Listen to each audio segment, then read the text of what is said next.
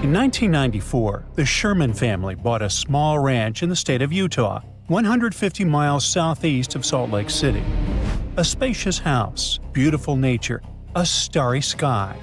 One night, Terry Sherman heard a strange noise coming from the outside. He went out of the house and saw a huge wolf.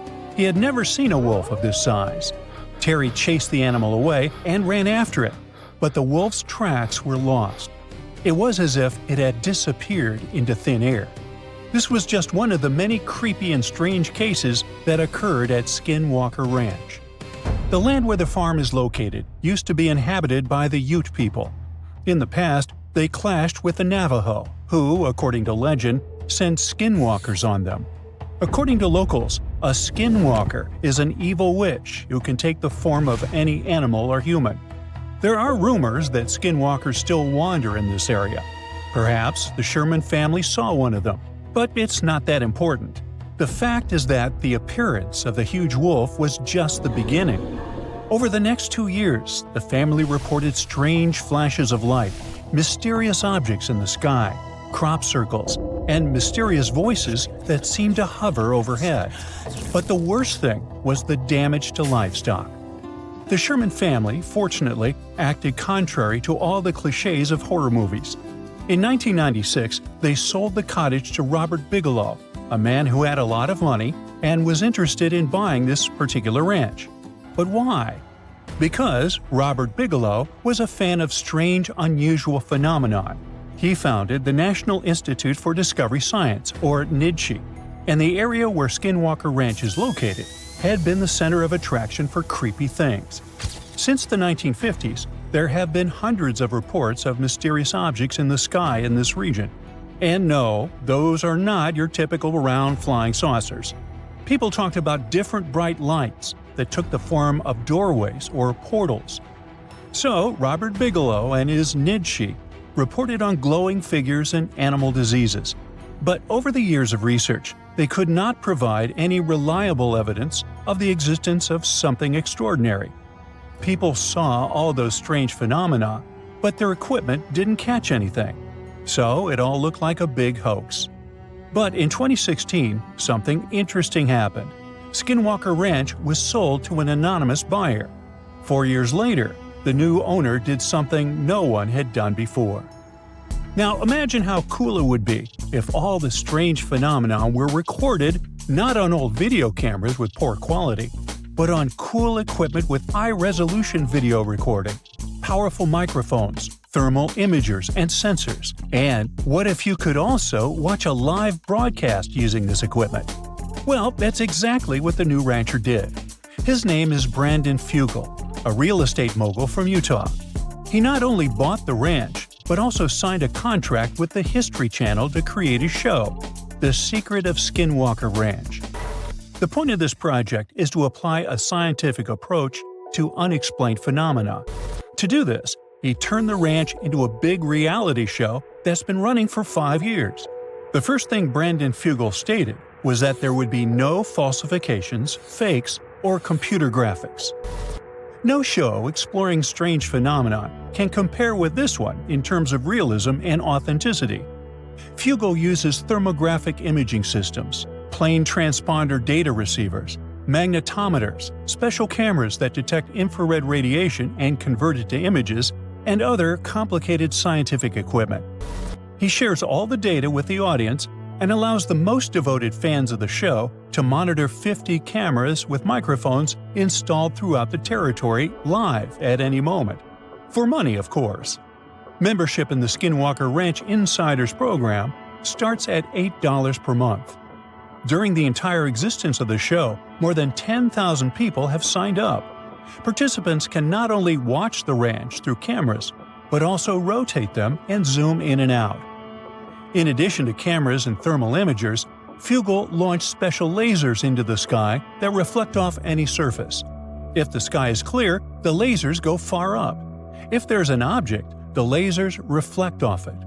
In one of the episodes, they used this equipment to detect something flying and invisible. Fugel also said that he had seen strange flying objects with his own eyes. Skinwalker Ranch turned out to be a real twilight zone for him.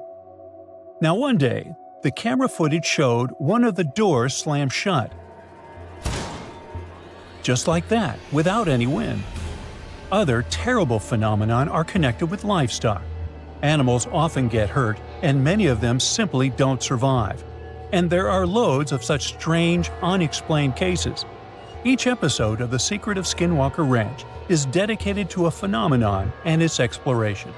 But has expensive equipment helped to unravel any secrets or prove the existence of extraterrestrial or mystical forces? If this had been confirmed, the whole world would probably already know about it. Therefore, at the moment, it's just an interesting show for fans of mysterious phenomena. There's no direct evidence of the existence of anything unusual there. But, at the same time, there's no explanation for many creepy things. The show offers a huge scope for speculation and research. Local folklore, flying objects, strange voices, not unlike mine, and many unexplained phenomena are all in one place. If all these stories are true, why are they happening exactly in this area? There are a lot of theories, but let's look at a few of the most popular ones. The first and most obvious one. Imagine that you have a popular show that makes you money. People watch it only because it shows mysterious, inexplicable things. But what if there's an explanation? In this case, the popularity of the show will drop and you'll lose money. It's logical, but why would a real estate mogul with a fortune of several $1 billion deceive people? Besides, if you watch some episodes, you'll see that Fugel is truly passionate about this project. One of the most popular theories is about visitors from other planets. After all, we have glowing flying objects, bright lights in the sky, electrical interferences, and the ability to elude camera lenses. Also, some believe that an unknown object is hidden in the mountain, located next to the ranch. What if it's a spaceship that crashed there millions of years ago and was swallowed by the mountain? It may be emitting bizarre radiation that drives animals crazy and causes hallucinations in humans. A popular, but a rather banal version. Let's move on. The next theory is similar to the previous one, but instead of guests from another planet, it speaks about guests from another dimension. Ooh. Meet the multiverse version. Some unknown creatures from another reality come here, explore this ranch, and leave. This theory explains why some flying objects in the sky look like portals. Those portals may cause malfunctions in electrical appliances. There's one weak point in this theory.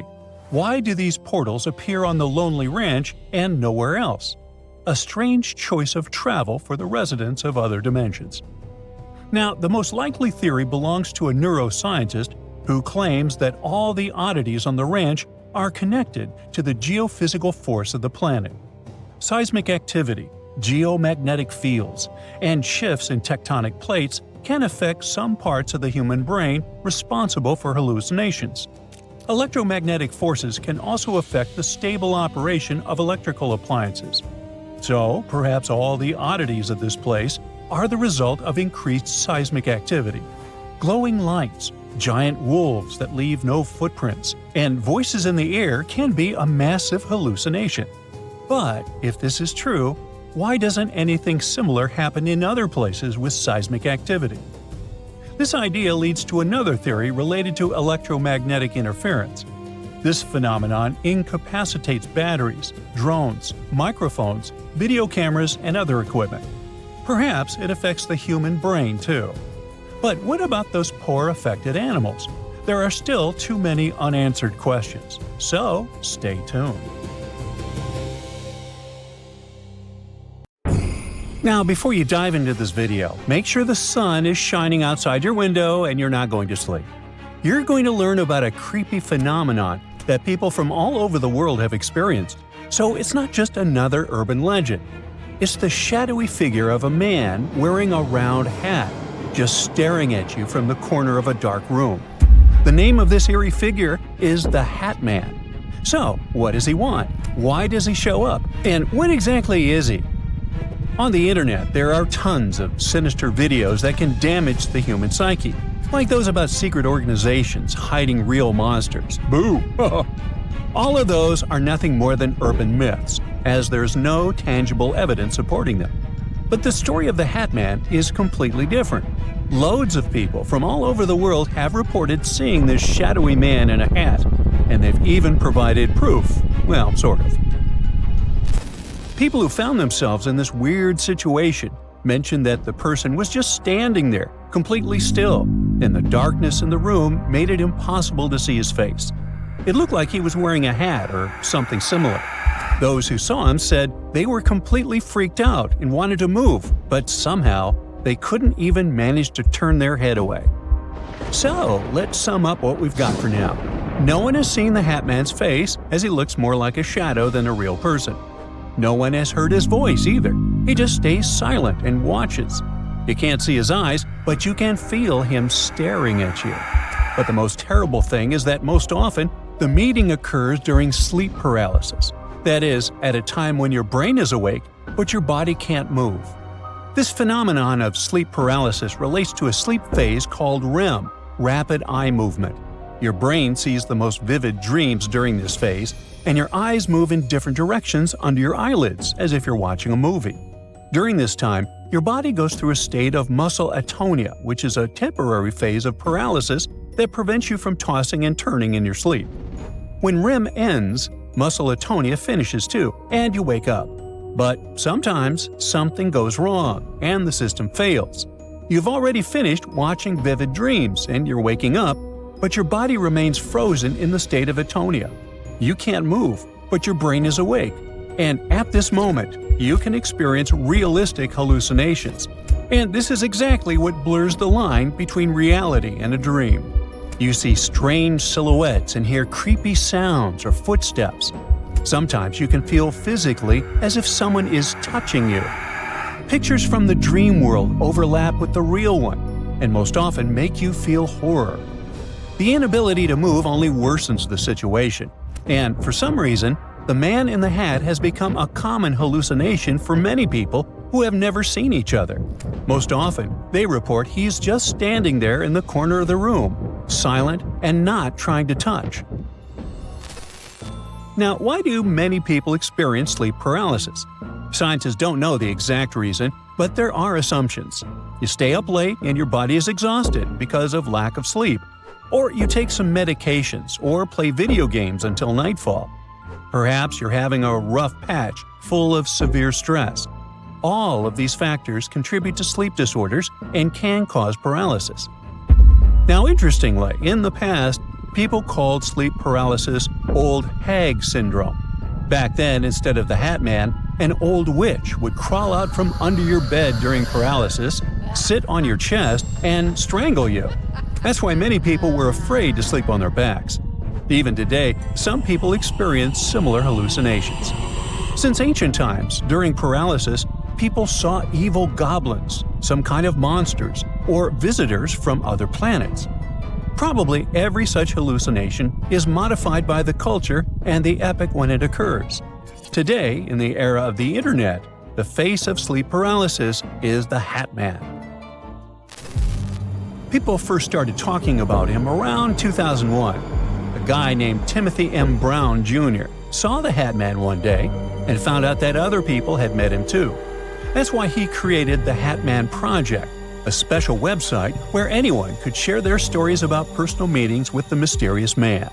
There, you can still write your own story and read those of others. Of course, many people consider stories about the Hat Man to be fiction or an internet meme. But when strangers tell one another the same details about this creature's appearance, how can you explain such a coincidence? Some believe the Hat Man is not a hallucination, but a mystical being called the Shadow Person.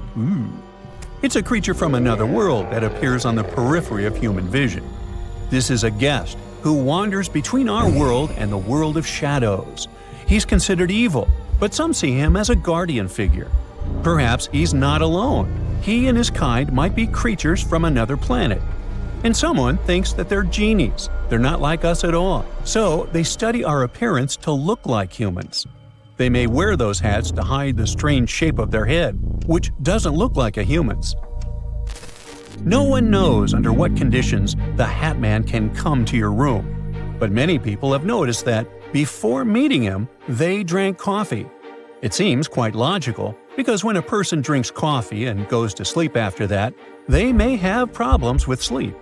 As a result, sleep paralysis might occur, together with the Hat Man. But why is the Hat Man such a common phenomenon? Timothy M. Brown Jr. created the project that influenced the minds of many people.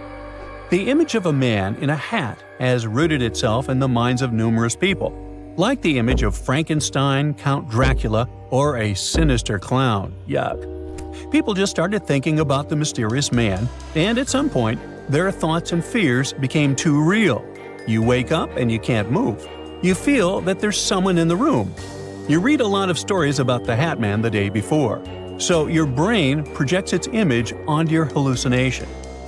It sounds quite logical, but then one question arises. Before the Hat Man project appeared, there were some people who didn't know one another and still saw the creepy figure. What could have provoked the appearance of this creature? Now, you've just listened to a pretty creepy story, and now you're going to bed? Let's move on to the final part of the video, which is called Relax. You need to remember that the Hat Man cannot harm you. He just stands there, looks, and then disappears. Sleep paralysis passes, and you fall back asleep or get out of bed to drink water. But yeah, it still doesn't sound very reassuring.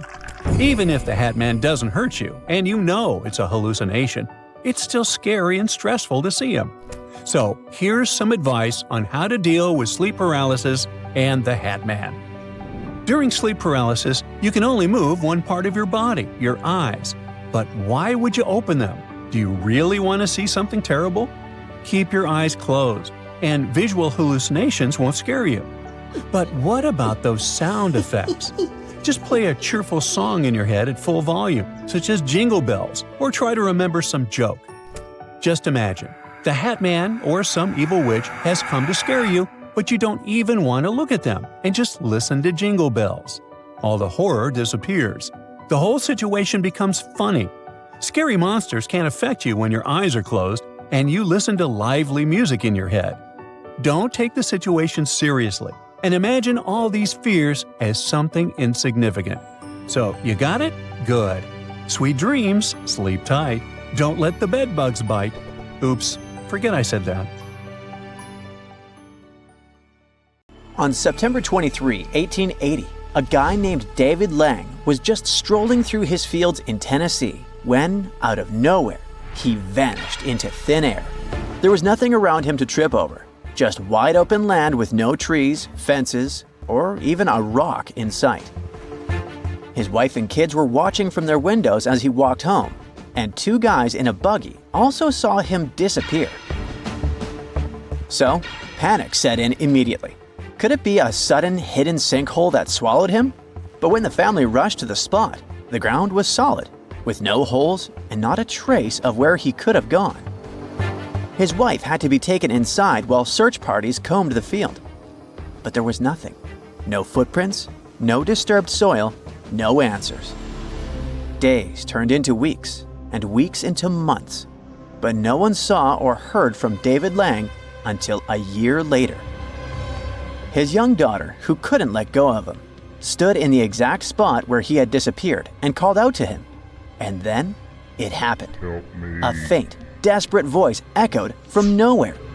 Help me!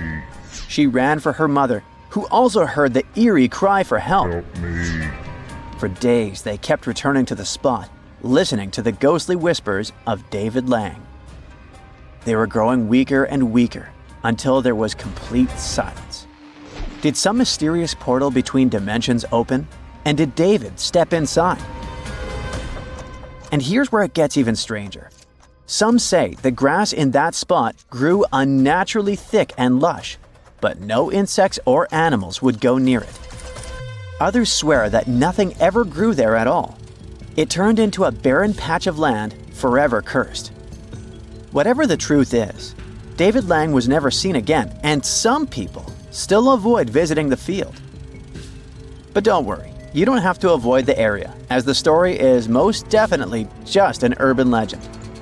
It looks like the whole story might have come from one well-known hoaxer from the 1880s who probably invented the David Lang story as part of a lying contest.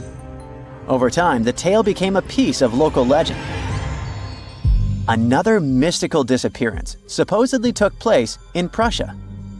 On November 25, 1809, in Perleberg, a man walked into an inn, ordered dinner, and vanished into thin air. It was Benjamin Bathurst, a British diplomat traveling under the alias Baron de Caux.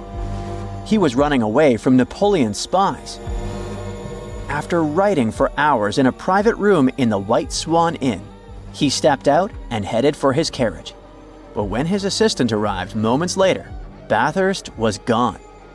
News of his disappearance didn't reach England for weeks, and when it did, his wife, Philida Bathurst, rushed to Prussia. Together with a search party, she was scouring a nearby river and every corner of Perleberg. Then, strange clues began appearing.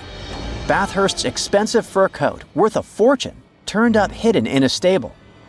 Weeks later, two old women scavenging in the woods, miles from Perleberg, found his pantaloons. A stablehand at the White Swan Inn, August Schmidt, became a prime suspect. His mother had stolen Bathurst's coat, and a woman from a nearby coffeehouse swore that Schmidt had chased after Bathurst that night. So, he probably took the life of the British guest. But as a lump sum was offered as a reward, false leads and rumors flooded in, and it was harder and harder to learn the truth. Philida Bathurst refused to give up and went to Napoleon Bonaparte himself, hoping to hear some answers, but he denied that it had to do with him. To this day, Benjamin Bathurst's fate remains a chilling mystery. Writer Mike Dash, who did his own investigation of this case in 1990, came to the conclusion that people were just adding mysterious details to it over the years. In reality, someone just took Benjamin's life that night.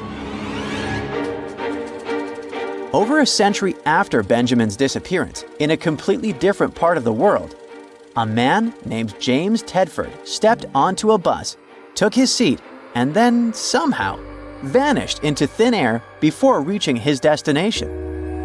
It happened on December 1st, 1949, when he was traveling back to Bennington, Vermont after visiting his family. Witnesses on the bus swear he was there the entire time, sleeping peacefully in his seat. But when the bus reached Bennington, his suitcase, his unfolded map, and even his bus ticket were still on the seat, but Tedford was simply gone.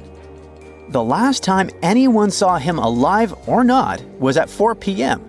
Remember this time. This eerie disappearance wasn't the first or the last strange event in what locals call the Bennington Triangle. This area is famous for unexplained vanishings, sort of like the Bermuda Triangle on the ground. Between 1949 and 1950, multiple people disappeared under bizarre circumstances. Tedford went missing almost exactly 3 years after a young woman named Paula Weldon was last seen walking near the same area. It was also December 1st, around 4 p.m., when 18-year-old Paula stepped out of her dorm at Bennington College. She told her roommates she was heading for a hike on the Long Trail. A local man later said he gave Paula a ride and dropped her off a few miles from the trail. She was dressed in a bright red coat. Paula spoke with a few hikers before venturing into the wilderness alone, and then she was gone. The police and her devastated father were really trying hard to find her for 4 weeks, but failed. Whispers soon spread that she had just run away. Paula's father was sure that she had a secret boyfriend, a man who either lured her away or took her life. But there was no evidence to prove this theory. The local tribe believed that Glastonbury Mountain, which lies in the heart of the Bennington Triangle, was cursed and full of restless spirits. So Bigfoot or some unknown force could have caught those missing people. Each of them disappeared in the late afternoon, between 3 and 4 p.m. 2 of them were wearing red, and not a single body was ever found. Some believe it was one person taking lives in the area, but the targets were too different in age and gender to fit one pattern. Others say it all happened because the terrain here is pretty rough and the winds are strange and severe. But winds can't possibly take a person out of a moving bus, so the mystery lives on. On July 18, 2007, Barbara Bolick set out on a walk down her favorite trail in Montana's Bear Creek Overlook. She knew the trail like the back of her hand, and she had a backpack filled with food, water, and even something to protect herself from wild animals. She was hiking with her family guest, Jim Ramaker. As he later remembered, the hike was going just fine when they stopped for a bite and met two young men. After parting ways with them, Barbara just walked 20 or 30 feet ahead of Jim on the trail. Jim paused for less than a minute. Then he looked up and found no traces of Barbara. He scoured the trail, but he couldn't find the woman, her backpack, or even footprints leading away. He rushed to the nearest people he could find, construction workers at the trailhead. They hadn't seen her either. Rescue teams with dogs and helicopters investigated every possible hiding spot, but they found nothing. And dogs couldn't even pick up Barbara's scent. Now it wasn't clear if she had been there all day at all. If a wild animal had gone after her, there would be signs and sounds of struggle. She could have fallen into a crevice, but Barbara was afraid of heights and super careful around them. And she wouldn't just run away from her family, as her passport, ID, and her beloved pets remained at home. Her disappearance remains a mystery.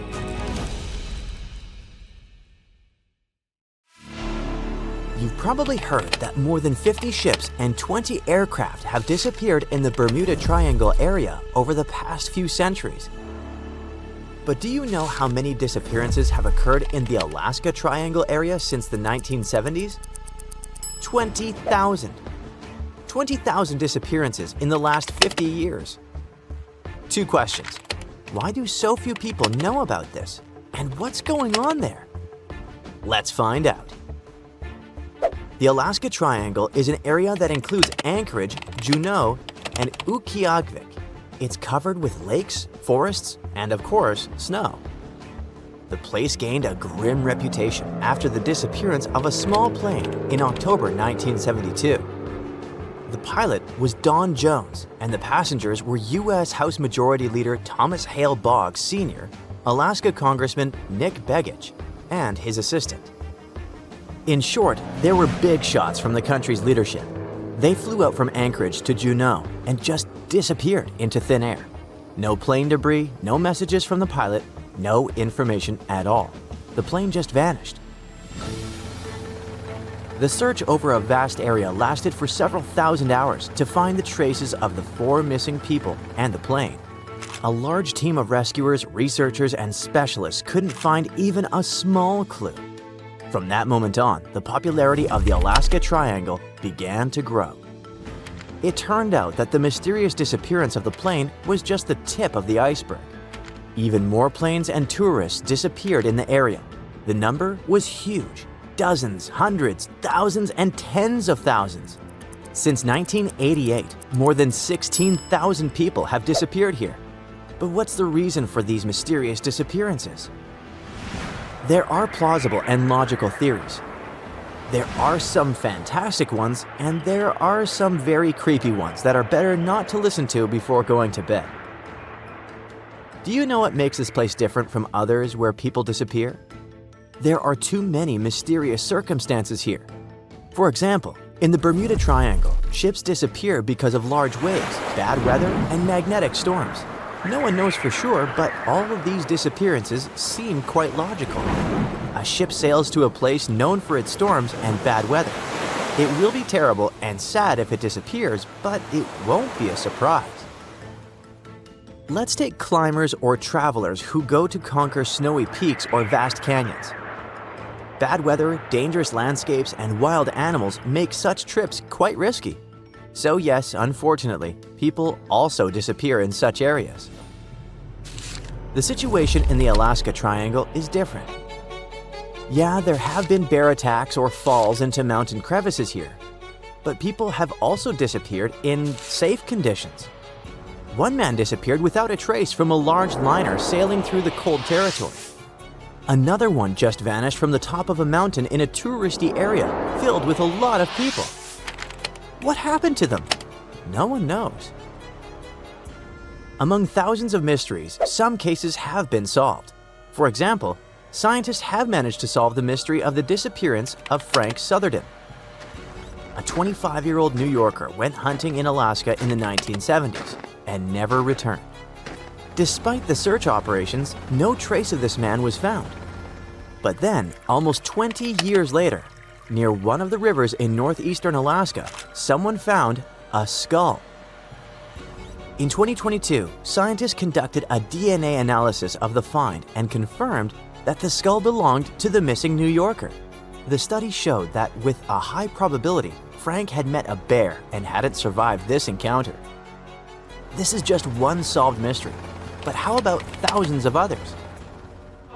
Tens of thousands of miles of coastline, more than 3 million lakes, cold, strong winds with snowfall, a large number of bears, crevices in rocks, and many other factors can be the reason for missing people. But maybe there's something else, something that makes people go crazy, hallucinate, get lost, and panic. And these are energy vortexes. There's no scientific evidence that such a strange phenomenon really occurs in the Alaska Triangle, but the theory looks pretty true.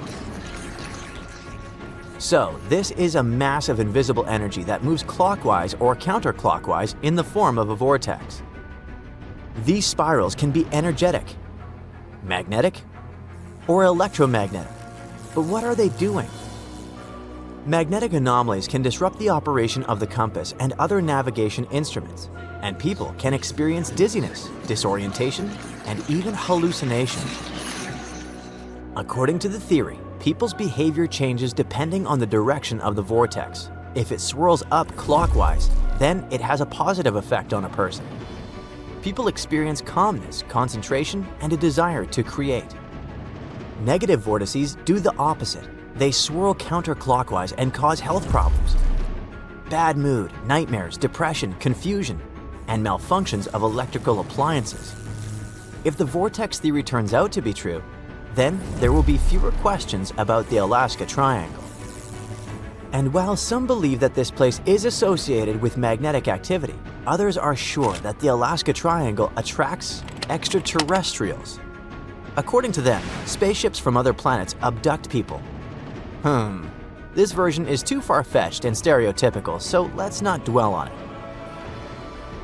Among all this majestic wilderness, vast forests, lakes, and rivers, there's something that stands out in the overall landscape.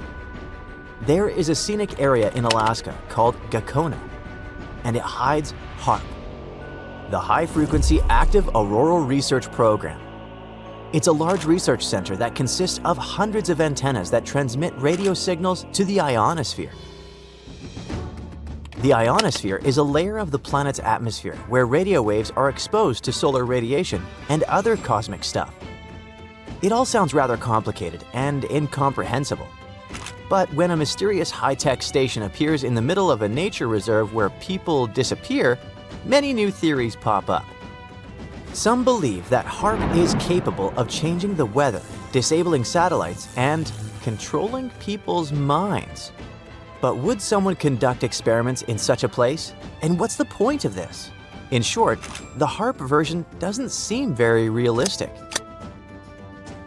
Experienced travelers are sure that the main danger in the Alaska Triangle is Alaska itself, with all its harsh weather conditions.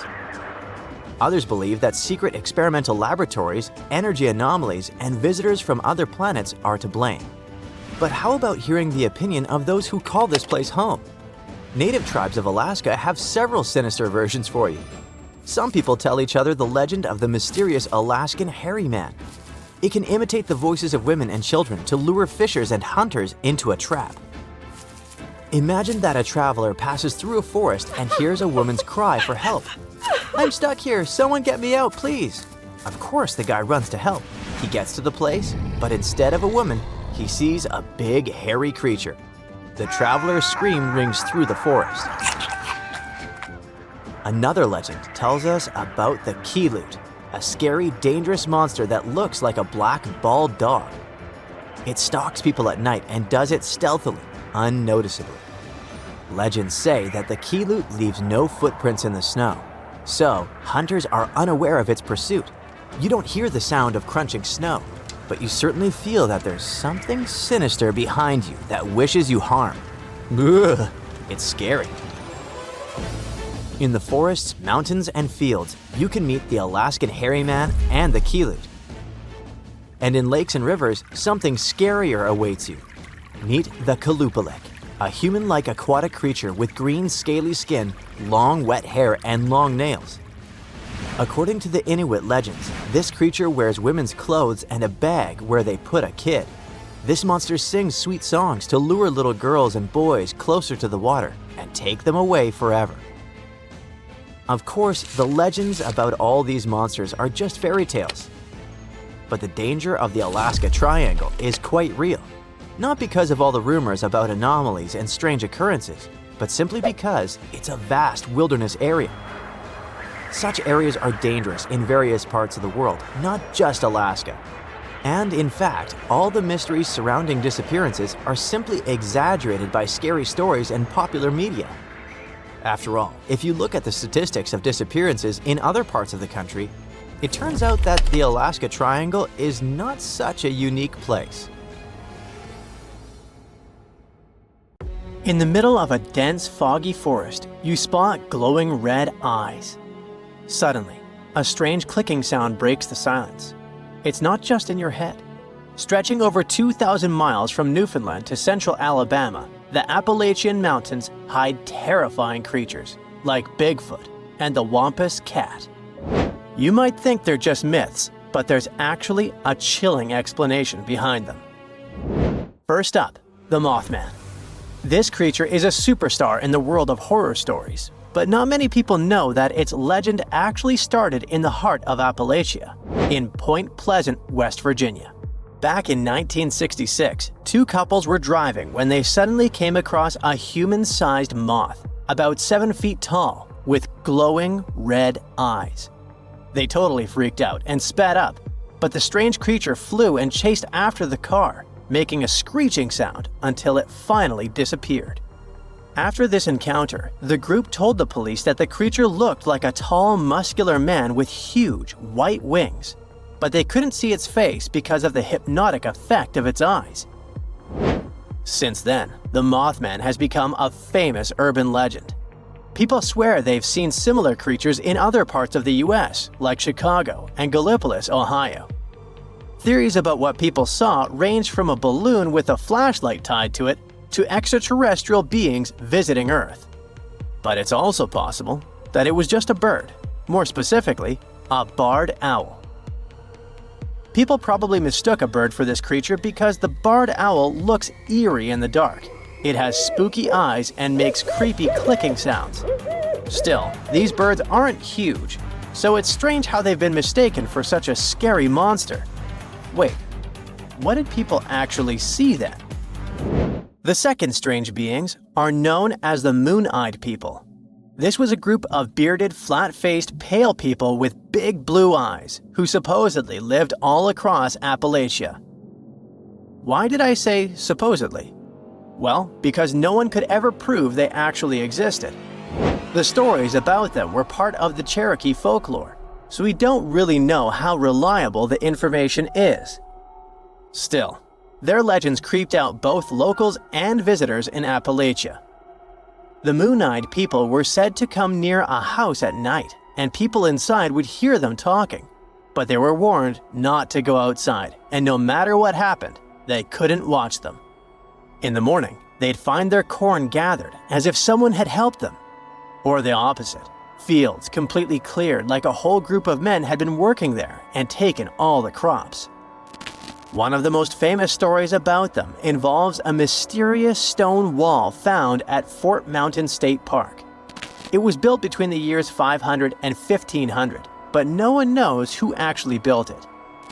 Some people believe it was the Moon-Eyed People's work, and the ruins today are proof they really existed.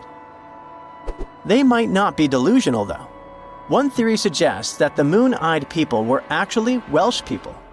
At the time, they were in Appalachia, mining the mountains. And the Cherokee gave them this nickname because they lived underground and had great night vision. Hey kitty kitty, come here. Oh wait, what's that? According to legends, the Wampus Cat is a half-dog, half-cat creature that roams the Appalachians after dark, or just before dawn. And it can run totally upright on 2 legs. So if it comes running after you like a human would, you'd better hide fast and don't look at it. Rumor has it that its yellow eyes can pierce the hearts and souls of anyone unlucky enough to cross its path, driving them to the edge of madness.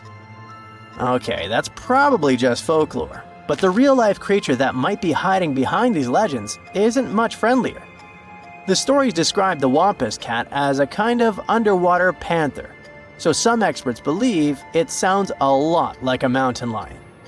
Apparently, they're really strong swimmers and cross a large lake without much difficulty.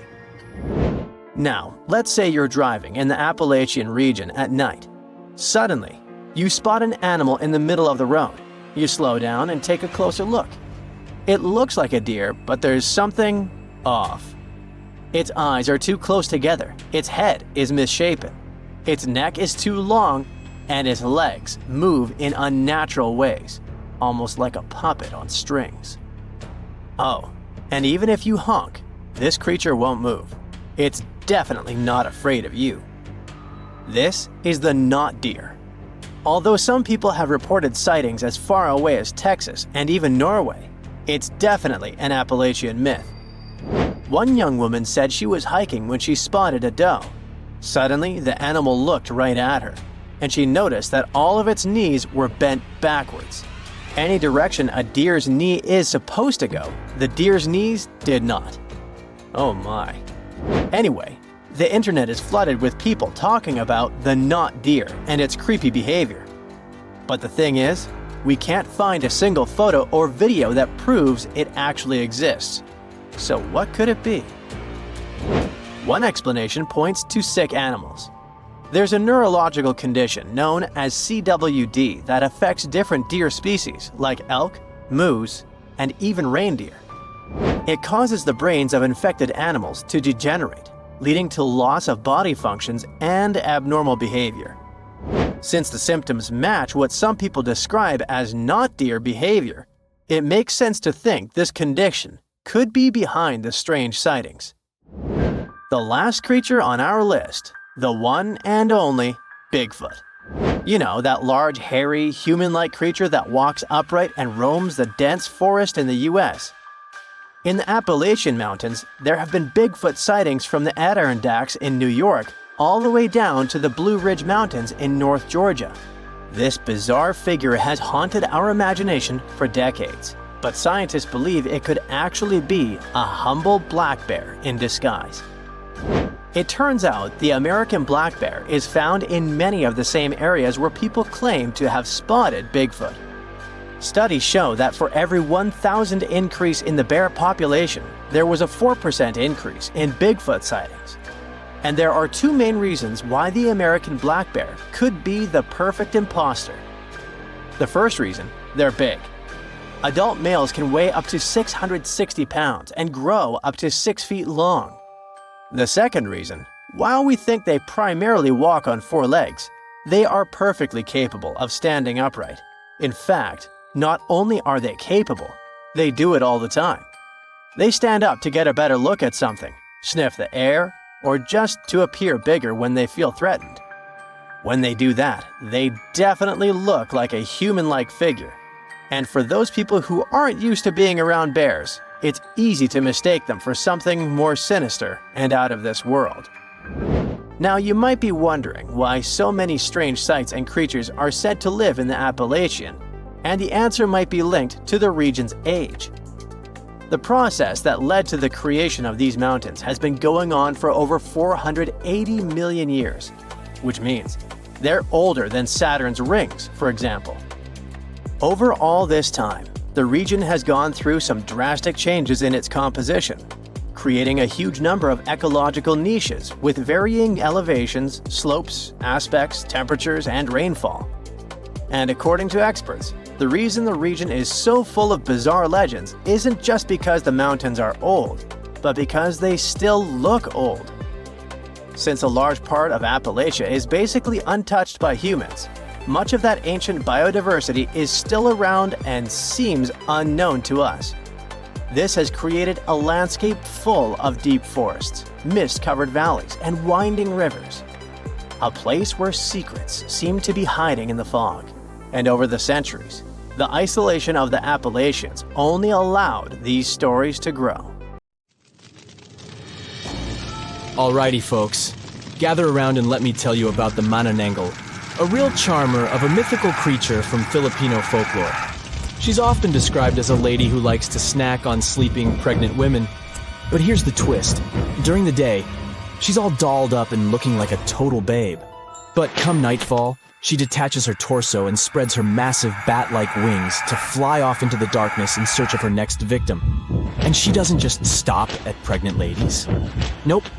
Sometimes she'll use her good looks to lead astray men and take them to her secret hiding spot where she'll feast on their heart, intestines, and other internal organs all night long. Yikes. If you're ever faced with a Manananggal and want to stop her from reattaching her body before sunrise, just sprinkle some salt, ash, or crushed garlic on the remaining half of her body. Easy peasy, right? So keep an eye out for this winged wonder and don't forget the garlic! Okay, so check this out. In German folklore, there's this crazy creature called an Alp. Basically, it's like a vampire, mixed with an incubus. And it wears this dope hat called a Tarncap that gives it all kinds of powers. This dude is all about preying on women at night by messing with their dreams. Oh, and it's into breast milk and sucking the blood of men and kids. The Alp can shapeshift into all kinds of stuff, like cats, pigs, dogs, snakes, and even butterflies. And it's got this evil eye that can totally mess you up with bad luck or sickness. But don't worry, you can protect yourself by hiding a broomstick under your pillow, pointing your shoes towards the door, hanging iron horseshoes from the bedpost, or putting a mirror on your chest. And if all else fails, just leave the lights on all night and shove a lemon in its mouth if you catch it napping during the day. Meet the Pontia Nuk, a spooky ghost from Malay mythology. Legend has it that she was a woman who passed away while giving birth, and now she's out for revenge. She's not your average ghost either. She's got long black hair, sharp fingernails, and a blood-smeared white dress. But watch out, because she's also a master of disguise. She can transform into a beautiful woman to lure in her prey before ripping out their insides. If you're ever out at night and hear the cries of babies or feminine laughter, beware. That could be the Pontia Nuk coming to get you. And if the sounds are quiet, she might be right around the corner. So keep your wits about you, and don't fall for any too-good-to-be-true ladies. Hey, did you know that according to Irish legend, every family has their very own banshee? This banshee lady is supposed to let out a piercing wail or shout when someone in the family is about to kick the bucket. Talk about a not-so-subtle warning, but don't let her eerie cry trick you. This banshee lady is said to be drop-dead gorgeous with long flowing locks and crimson eyes from all her crying. She's also known for wearing a gray shawl over her green threads. Fashionable and spooky? We're into it. Some people even say that this banshee can transform into a sweet-singing young lady who foretells the doom of the family. Yikes. And if that's not enough to give you goosebumps, she's also been spotted hunched over in the woods, crying her eyes out at night. Sounds like a real party animal, doesn't she? So next time you hear a blood-curdling scream in the middle of the night, just remember, it might just be your friendly neighborhood banshee giving you a heads up. Now let me tell you about the Kalupiluit. These creatures are like the boogeyman of the Arctic. They live near the ice floes and are known for snatching up kids who get too close to the water. But don't worry, it's just a myth to keep children safe. Now, the appearance of these critters varies from story to story, but they all have some things in common. They've got slimy green skin, long hair, and long fingernails. Their hands are webbed like a fish, and they wear these fancy parkas made out of eider duck feathers. Oh, and watch out for their flippers. One of them can emit a sound that'll paralyze you. But don't fret, you can outsmart them. Some clever Inuit hunters figured out that if they asked the Kalupiluit to shapeshift into a seal or whale, they could easily finish it and bring home a tasty catch. Yum! Some stories say that these creatures use kidnapped children to keep their hair looking fabulous. Talk about dedication to hair care. Others say that the kids are just devoured or used to fuel the Kalupiluit's youth. But here's a wild tale for you. There was once a grandma who couldn't feed her grandson, so she called upon a Kalupiluit to take him away. The tribe eventually got back on their feet, and a young couple went to rescue the boy. They found him tethered to seaweed by the Kalupiluit, but every time they got close, she'd drag him back underwater. They ended up waiting until sunrise to cut him loose. Yeah, the Kalupiluit may be spooky, but they're just looking out for the kiddos. And who knows? Maybe they'll give you some hair care tips if you're lucky enough to meet one. Let me present to you the scariest horse-like monster in all of Scotland, the Nucklavi, or Nuckalavi. This bad boy has a skinless body, a head 10 times bigger than a human's, and a breath so poisonous it can destroy animals and crops. So, it's got wicked powers that can cause chaos all over the islands. But fear not, because there's an old spirit known as the Sea Myther who can control this terrifying beast during the summer months. The Nucklavi has roots in Norse and Orcadian folklore, and was first documented by the mysterious Joe Ben using some fancy Latin manuscripts back in the 16th century. Ernest Marwick, an Orcadian writer and folklorist, thinks that this evil sea creature is similar to the Norwegian Nok, the Nuggle of the Shetland, and the shape-shifting Kelpie or water Kelpie. So, if you're ever out and about in Scotland and come across this scary guy, just remember, call on the Sea Myther and run for your life. This dude is South African Tokolosha. It may look like a gremlin, but trust me, it's way more mischievous. Apparently, witches and shamans can summon them with their magical powers, but there are ways to keep these troublemakers in check. One way is to give them some curdled milk. Apparently it's their favorite. And trim their hair so they can see. If that doesn't work, you can call in a witch doctor to use some good old-fashioned magic to exorcise them away. Now, according to South African folklore, these tokoloshes are mostly invisible and can suck on a stone to stay that way. So, if you want to keep them away from your home, scatter some special blessed salts, aka tokoloshe salts, along your door frames and windowsills. Or if you're feeling extra cautious, put some bricks under your bed's legs. Better safe than sorry, right? Have you heard of the Chimera? She's a total monster, literally. This fire-breathing female hybrid is made up of all sorts of animal parts. Think lion-like body, goat-like head, and a tail that ends in a snake's head. According to Greek mythology, the Chimera is the child of Typhon and Echidna, and her sisters are Cerberus and Lernaean Hydra.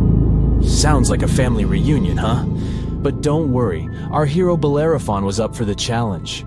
The king of Lycia sent him on a mission to defeat the fearsome Chimera, and Bellerophon was the greatest hero monsters were scared of.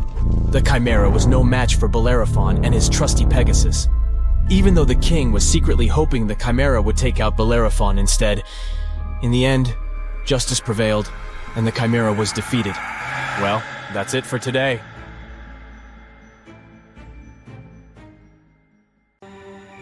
In 1975, in Puerto Rico, a farmer saw most of his goats lying lifeless on the ground. He got closer and saw that the animals were stiff and had 2 puncture marks on their necks. Goats were not the only animals that were hurt. Many pigs, cows, and geese lost their lives too. They all had the same distinctive bite marks on their necks, and all had been drained of their vital fluids. The locals immediately jumped to conclusions and blamed dogs, and the authorities didn't bother to do a better investigation and just said dogs had done it without looking for any proof.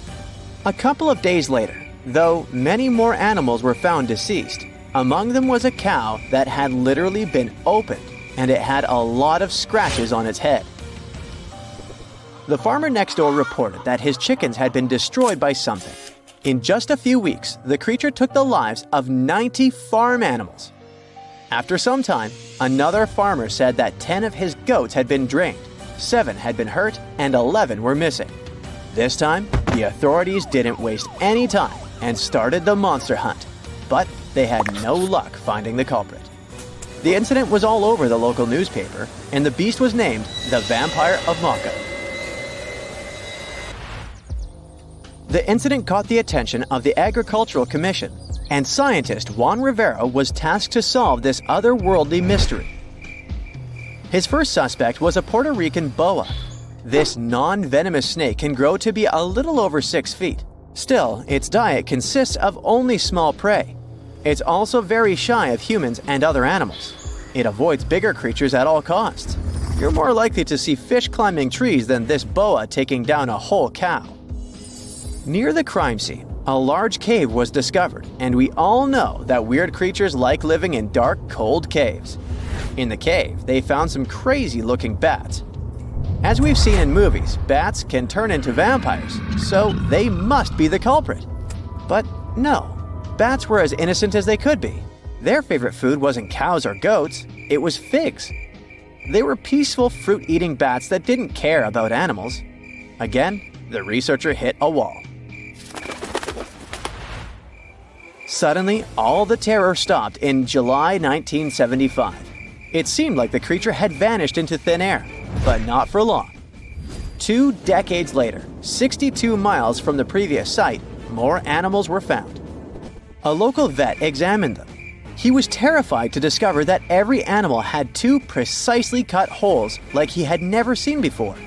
The animals were anemic and looked like they'd passed away recently. By the looks of it, the creature's favorite food was goats, and that's how it got the infamous name we all heard of, chupacabra, which means the goat sucker. Dogs, chickens, rabbits, and other animals were not off the menu. In short time, the chupacabra took 1,000 farm animals. Now, this animal had a name, but people still had zero idea about what the chupacabra looked like, which was terrifying.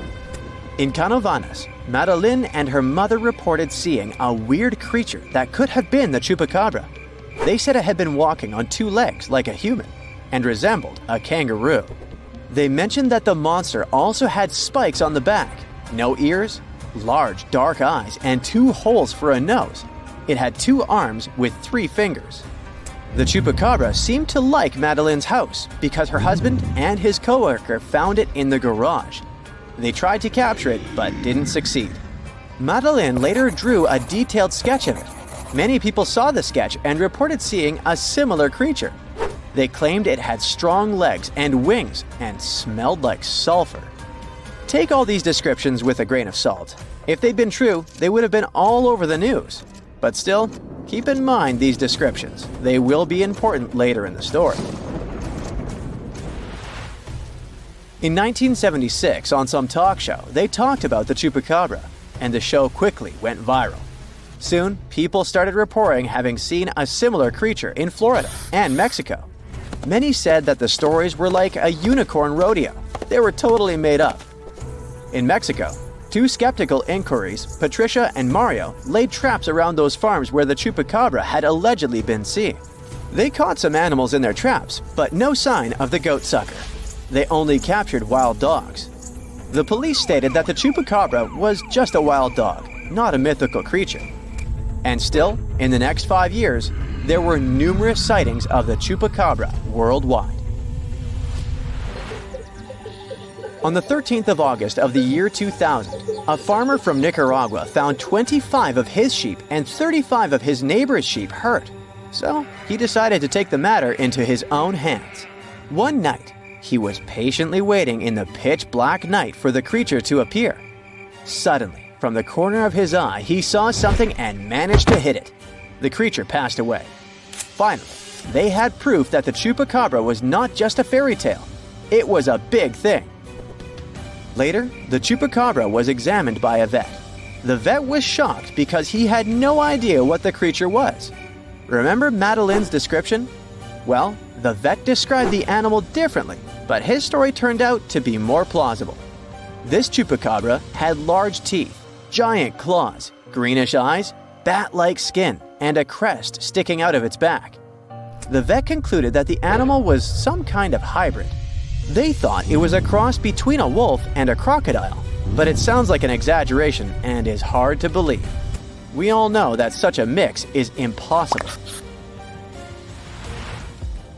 They did some tests on the body at the university in Nicaragua, and the results didn't quite deliver what they had expected. The animal was a wild dog with mange. Mange is an itchy skin disease that causes dogs to lose their hair. It's also highly contagious. When a dog has mange, their skin becomes scaly and wrinkled. When they returned the body, the farmer noticed it wasn't his chupacabra. 7 years later, another body was found in Texas. Phyllis Cannon returned to her farm and noticed that some of her chickens had passed away.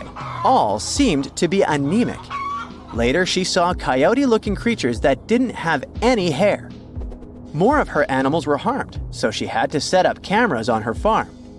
But unfortunately, like always, she didn't manage to record anything. Surprisingly, she got a call from a local farmer who had found the chupacabra hit by a car.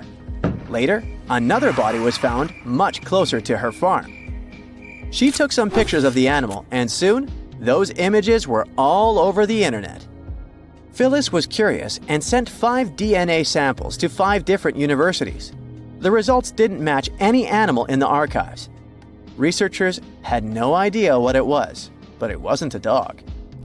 Phyllis still has one animal in her freezer and a taxidermied specimen in her house. There are many theories about the chupacabra. Some claim that the animal is a genetically modified monkey that escaped the lab. Others state that it's some mysterious, otherworldly creature. The most consistent hypothesis is that the chupacabra is a mix between a Mexican wolf and a coyote with mange. Now, do you remember that Phyllis said that she had sent samples to 5 universities and no match had been found? Well, it turned out she hadn't been telling the truth. At one university, they found that the animal was a mix between a coyote and a Mexican wolf and that it had mange. Animals with mange are weak and will likely try to hunt farm animals to survive. People, when they see something they don't know, tend to exaggerate, which is why all witnesses describe the animal differently. They look like they come from your worst nightmares. There's no evidence they exist, but all the scary stories about them still sometimes sound so real, passed down from generation to generation. Which one is your favorite? The first creature that probably comes to your mind is Bigfoot, a giant creature that reminds you of an ape and allegedly leaves extremely large footprints and other traces that make people in the area of the Pacific Northwest wonder if it's really there. It's so popular, other similar beasts got their own legends too. Like the Mogollon Monster, something people also call the Arizona Bigfoot. Reported along the Mogollon Rim, this mysterious creature is 7 feet tall and has big red eyes. Stories say its body is covered with long reddish-brown or black hair, besides its face, chest, feet, and hands. It mimics coyotes, birds, and other wildlife, emitting strange whistle sounds at the same time. The creature tends to explore campsites when it gets dark. It builds nests out of twigs, pine needles, and leaves. And if you're in that area and someone is throwing stones from locations you can't see, yep, Mogollon Monster. This creature is omnivorous, which means it eats both plants and animals. And it prefers to wander at night, lurking for innocent prey lost in the woods. Urayuli, a 10-foot mythical creature people say hides in the southwestern woodland parts of Alaska.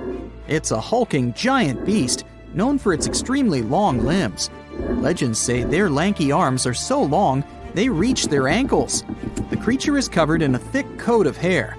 The only thing you can see on its face, not covered in the hair, is the creature's eerily luminescent eyes. The legend says Urayuli use their glowing eyes to hypnotize their prey. But not us, since stories say they prefer to catch deer. And they're known to be kind towards humans. And some claim the Urayuli are actually just a type of Bigfoot. Wendigo. This terrifying creature is said to be hiding across the northern forests of Canada and the United States, always looking if there's some lost wanderer. The story says the Wendigo used to be a lost hunter. The freezing winters transformed him into a fierce 15-foot-tall beast with desiccated skin tightly pulled over its large pointy bones. Stories about this creature showed up in the 20th century, and people say the beast still roams around the forest in long, cold winters, constantly looking for lost people he could grab from the darkness. Lake Worth Monster. This scary creature that's part man, part goat is also called the Island Monster. This 7-foot-tall monster is so strong it could hurl car tires like they were just plastic toys. In a worst nightmare scenario, it could appear in the darkness, sailing from the treetops and fiercely landing with full force on the hood of passing cars. That's how the first people who reported its existence described it. Lake Worth is located west of Dallas and east of Fort Worth. There's a landmass in the middle of this mystical lake known as Greer Island.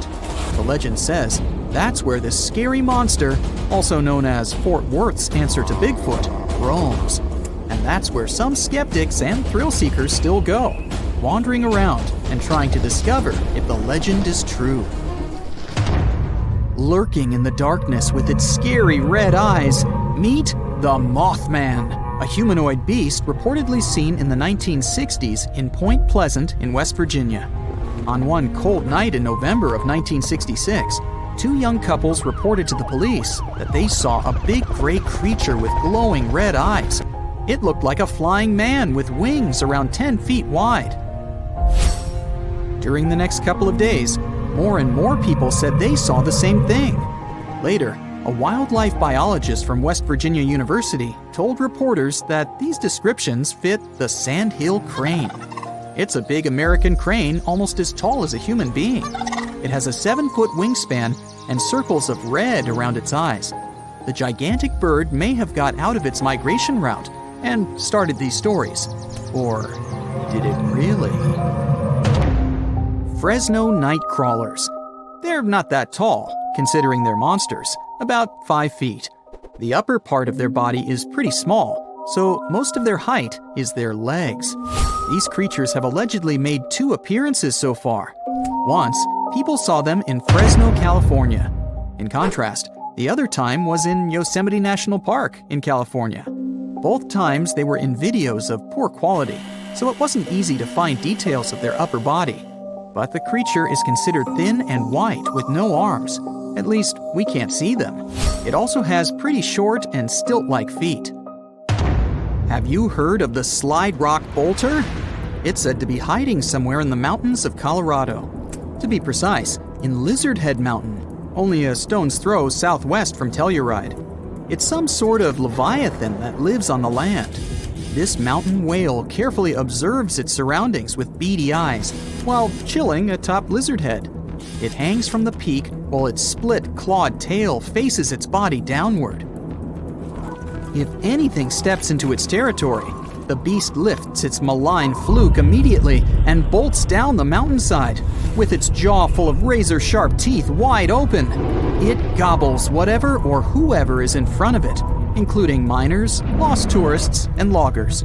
It sweeps through trees and destroys all natural life that's been in its path for more than 100 years.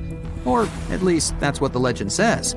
Wow, that's the scariest one for me so far. Altamaha.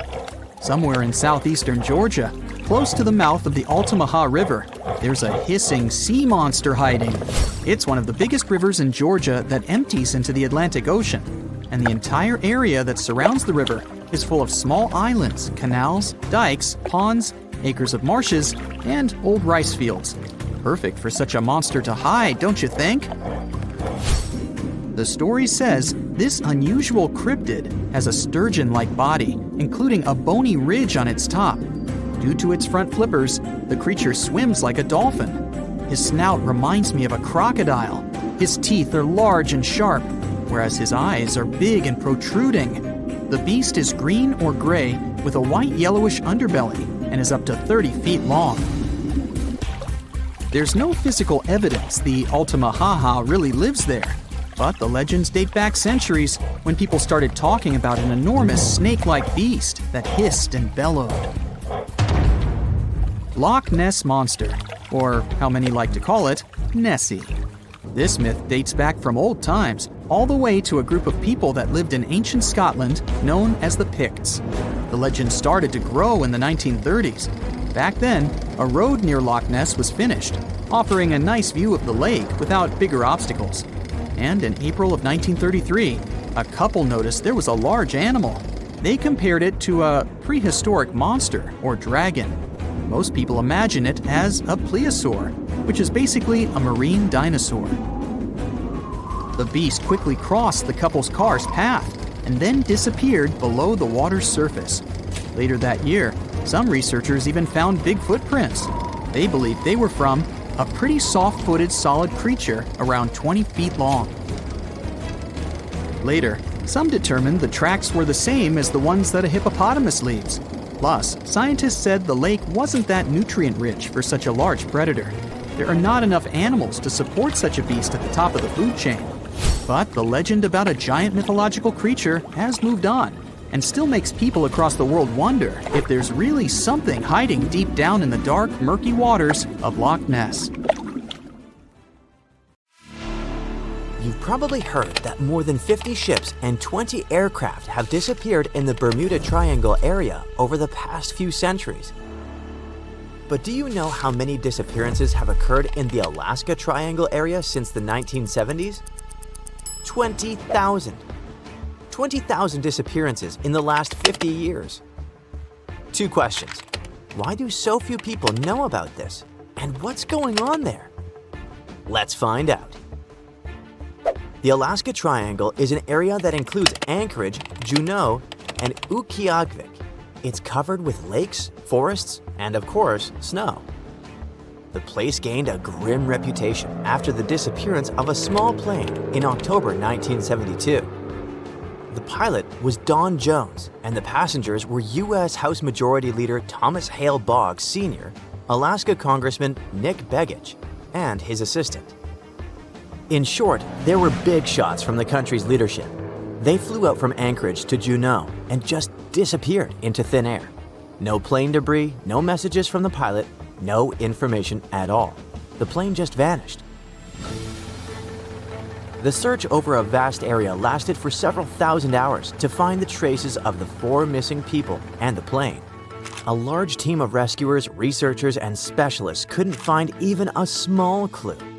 From that moment on, the popularity of the Alaska Triangle began to grow. It turned out that the mysterious disappearance of the plane was just the tip of the iceberg. Even more planes and tourists disappeared in the area. The number was huge. Dozens, hundreds, thousands, and tens of thousands. Since 1988, more than 16,000 people have disappeared here. But what's the reason for these mysterious disappearances? There are plausible and logical theories. There are some fantastic ones, and there are some very creepy ones that are better not to listen to before going to bed. Do you know what makes this place different from others where people disappear? There are too many mysterious circumstances here. For example, in the Bermuda Triangle, ships disappear because of large waves, bad weather, and magnetic storms. No one knows for sure, but all of these disappearances seem quite logical. A ship sails to a place known for its storms and bad weather. It will be terrible and sad if it disappears, but it won't be a surprise. Let's take climbers or travelers who go to conquer snowy peaks or vast canyons. Bad weather, dangerous landscapes, and wild animals make such trips quite risky. So yes, unfortunately, people also disappear in such areas. The situation in the Alaska Triangle is different. Yeah, there have been bear attacks or falls into mountain crevices here, but people have also disappeared in safe conditions. One man disappeared without a trace from a large liner sailing through the cold territory. Another one just vanished from the top of a mountain in a touristy area filled with a lot of people. What happened to them? No one knows. Among thousands of mysteries, some cases have been solved. For example, scientists have managed to solve the mystery of the disappearance of Frank Southerden. A 25-year-old New Yorker went hunting in Alaska in the 1970s and never returned. Despite the search operations, no trace of this man was found.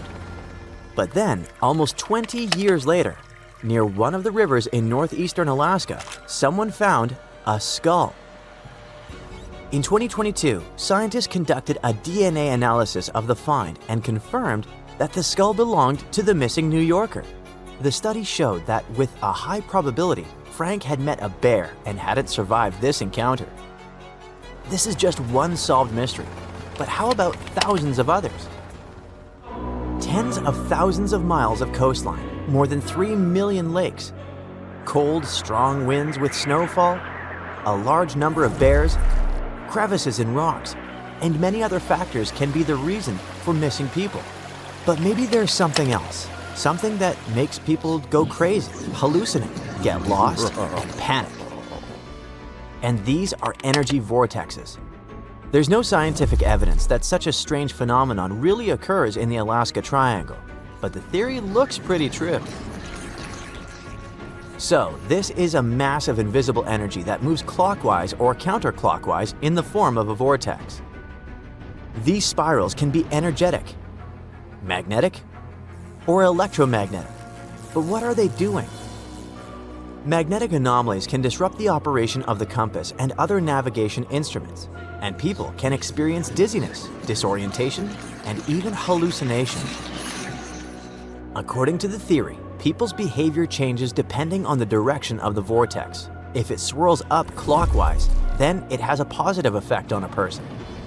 People experience calmness, concentration, and a desire to create. Negative vortices do the opposite. They swirl counterclockwise and cause health problems. Bad mood, nightmares, depression, confusion, and malfunctions of electrical appliances. If the vortex theory turns out to be true, then there will be fewer questions about the Alaska Triangle. And while some believe that this place is associated with magnetic activity, others are sure that the Alaska Triangle attracts extraterrestrials. According to them, spaceships from other planets abduct people. This version is too far-fetched and stereotypical, so let's not dwell on it. Among all this majestic wilderness, vast forests, lakes, and rivers, there's something that stands out in the overall landscape. There is a scenic area in Alaska called Gakona, and it hides HAARP, the High Frequency Active Auroral Research Program. It's a large research center that consists of hundreds of antennas that transmit radio signals to the ionosphere. The ionosphere is a layer of the planet's atmosphere where radio waves are exposed to solar radiation and other cosmic stuff. It all sounds rather complicated and incomprehensible. But when a mysterious high-tech station appears in the middle of a nature reserve where people disappear, many new theories pop up. Some believe that HAARP is capable of changing the weather, disabling satellites, and controlling people's minds. But would someone conduct experiments in such a place? And what's the point of this? In short, the HAARP version doesn't seem very realistic. Experienced travelers are sure that the main danger in the Alaska Triangle is Alaska itself, with all its harsh weather conditions. Others believe that secret experimental laboratories, energy anomalies, and visitors from other planets are to blame. But how about hearing the opinion of those who call this place home? Native tribes of Alaska have several sinister versions for you. Some people tell each other the legend of the mysterious Alaskan hairy man. It can imitate the voices of women and children to lure fishers and hunters into a trap. Imagine that a traveler passes through a forest and hears a woman's cry for help. "I'm stuck here, someone get me out, please."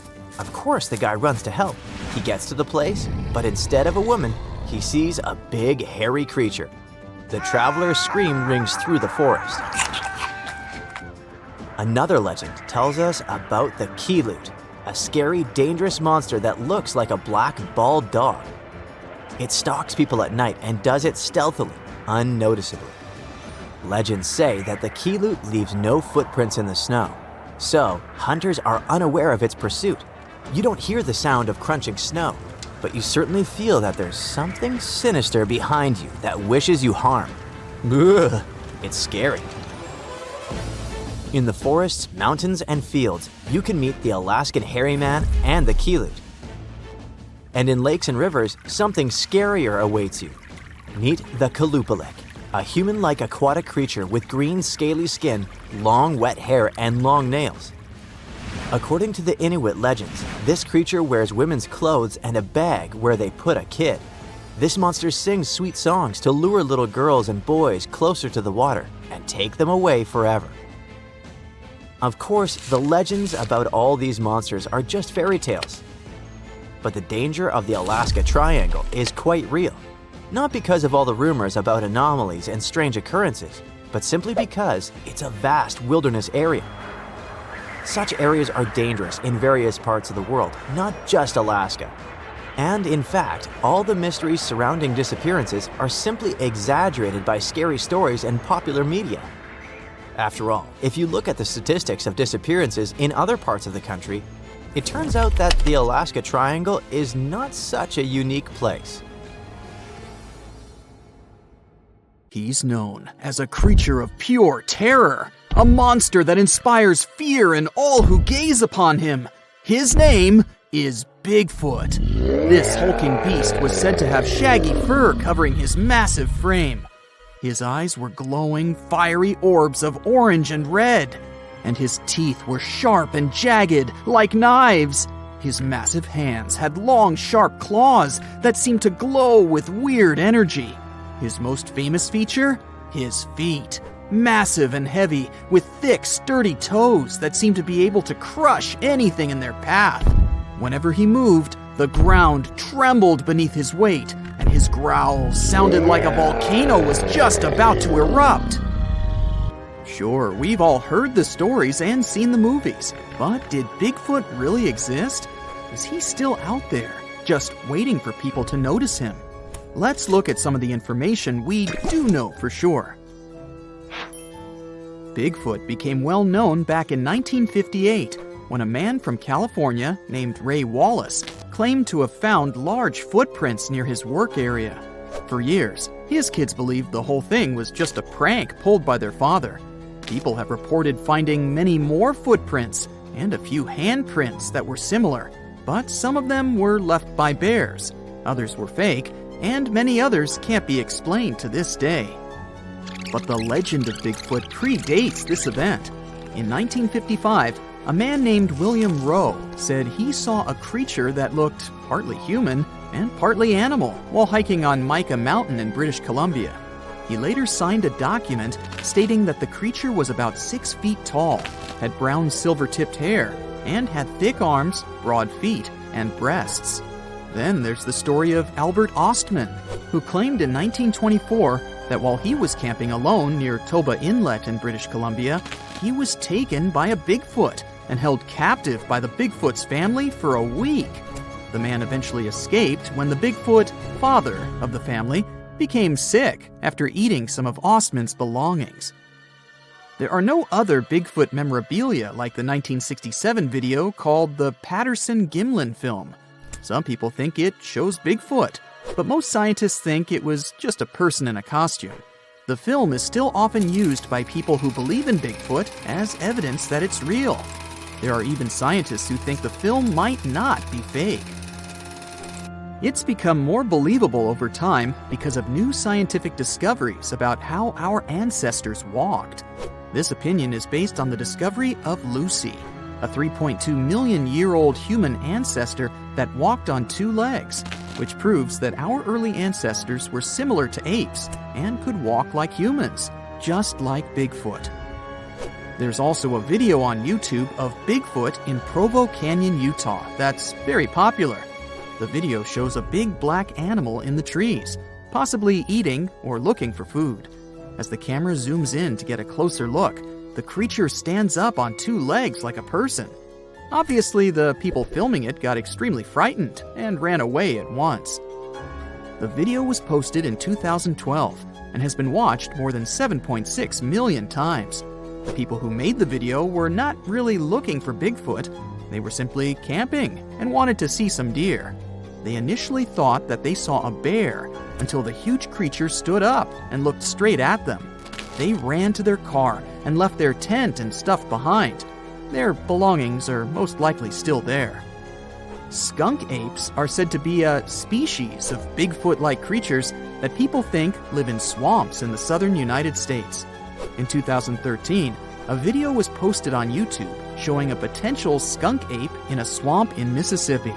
The creature in the video appears to be very strong and has short, broad shoulders, a small head, and long legs. Some believe the video is real, but others think it's a hoax because the camera often moves around quickly or the person filming runs away just when the creature is about to be seen clearly. This makes it hard for skeptics to believe in the existence of Bigfoot, and they've continuously asked for more evidence, like pieces of Bigfoot bones. This is probably the reason why two men claimed that they had found a frozen Bigfoot while hiking in Georgia. But what they had found turned out to be nothing more than a gorilla suit. They didn't back down, though. One of the men also later claimed to have injured and captured another Bigfoot in Texas in 2012, and even charged people to see it. But later he admitted it was fake too. In reality, we have no physical evidence that this creature exists or ever existed. Whenever people claim they have proof that Bigfoot exists, scientists usually find that the evidence is actually from well-known animals or humans. For example, in 2014, a group of researchers examined 36 hairs that were believed to belong to Bigfoot. Almost all of the hairs turned out to be from animals, such as cows, raccoons, and deer, as well as from humans. They did find something surprising, though. 2 of the hairs were similar to those of an extinct type of polar bear. Scientists concluded that these hairs could have come from a new type of bear, or a mix of different bear species. But they were definitely from a bear, not a primate like Bigfoot. Another possible theory that could explain these Bigfoot sightings is that the noticed creatures are, in fact, chimpanzees, gorillas, or orangutans. This idea is often mentioned in connection to skunk apes because some people believe that the hot and humid climate in the southeastern U.S. could let this species thrive there. Sure, Bigfoot might be entirely made up, but it may not be on purpose. Our brain has a lot to do with it, too. All because of a little thing called pareidolia. This is the tendency to see patterns or familiar objects in random or ambiguous things, such as seeing faces in clouds or animals in inanimate objects. It's a psychological phenomenon that can lead people to perceive things that are not actually there. We might be tricked by our brains into thinking we've seen Bigfoot, because we tend to spot human-like shapes in our environment.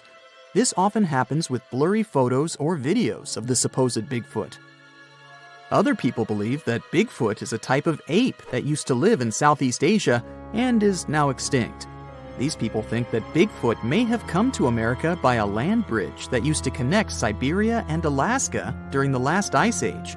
However, there's no evidence of this ape in America, and we don't know much about how it moved because scientists only have the fossils of its jaw and teeth to study. Some specialists believe this ape might have walked on 2 legs, but others say it walked on all 4s because it was so big. Some scientists believe that Bigfoot could be an extinct species called Paranthropus, which used to have a skull similar to that of a gorilla. It walked on 2 legs. However, the Paranthropus fossils have only been found in Africa, so there's no reasonable explanation for the Bigfoot sightings in America. Others believe that Bigfoot could be related to the Gigantopithecus, a type of ape that lived millions of years ago. Some people have even suggested that Bigfoot could be the missing link between apes and humans, but this idea is not supported by scientific evidence. There are theories that claim that Bigfoot was actually a Neanderthal. We do know for sure that Neanderthals are extinct because there are no known living individuals of this species. All evidence suggests that Neanderthals became extinct around 40,000 years ago, and there have been no confirmed sightings or discoveries of Neanderthals since then. Also, no remains of these species have ever been found in the Americas. For some of us, the word Bunny Man may sound like a cute and cuddly character from a book. But for some people from Northern Virginia, it's the source of a terrifying urban legend.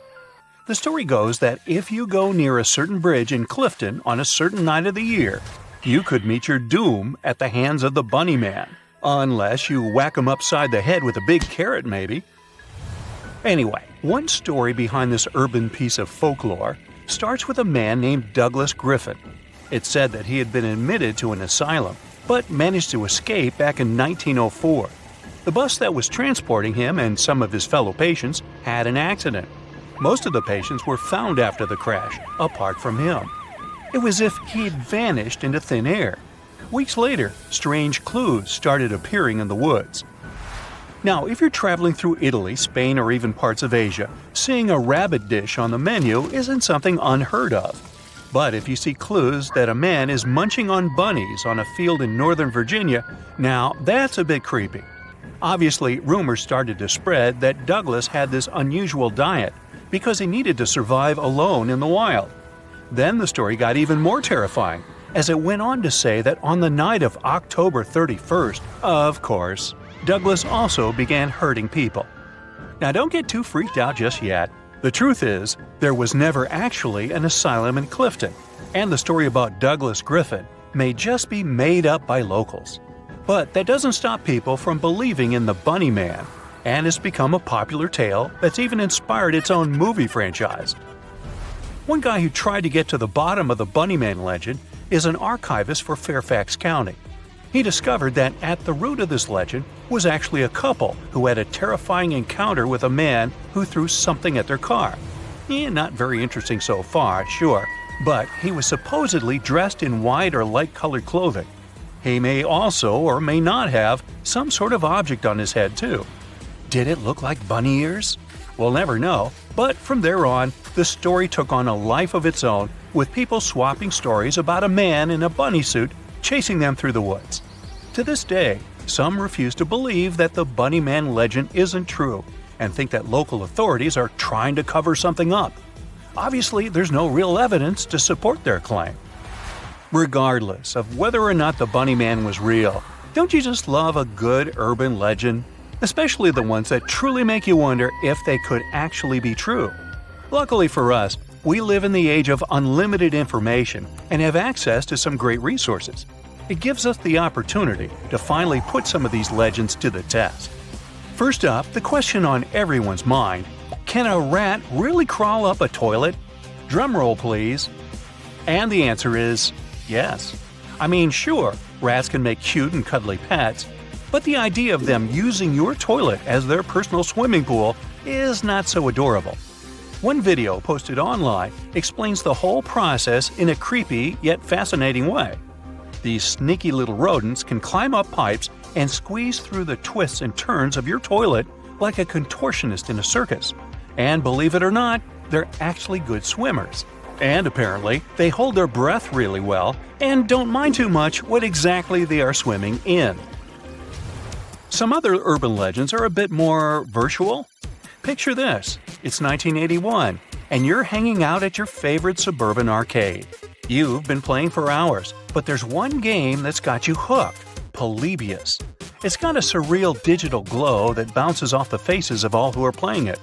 You can't stop playing, and neither can anyone else. Soon enough, things start to get weird.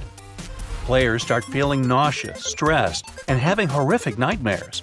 The game is serviced more often than other games, with men in black suits opening the machine every week to record its data. But they don't seem interested in its coins.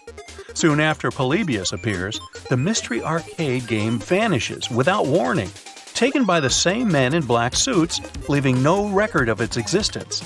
Well, that's the main story at least, and it's one of the biggest unsolved mysteries in the gaming world. Like all good stories, it's kept alive by its fans. But here's the thing: most people don't think the game ever existed. The legend of Polybius is full of conflicting details. No one even has a copy of the original game file, so no one can agree on what the game was actually like.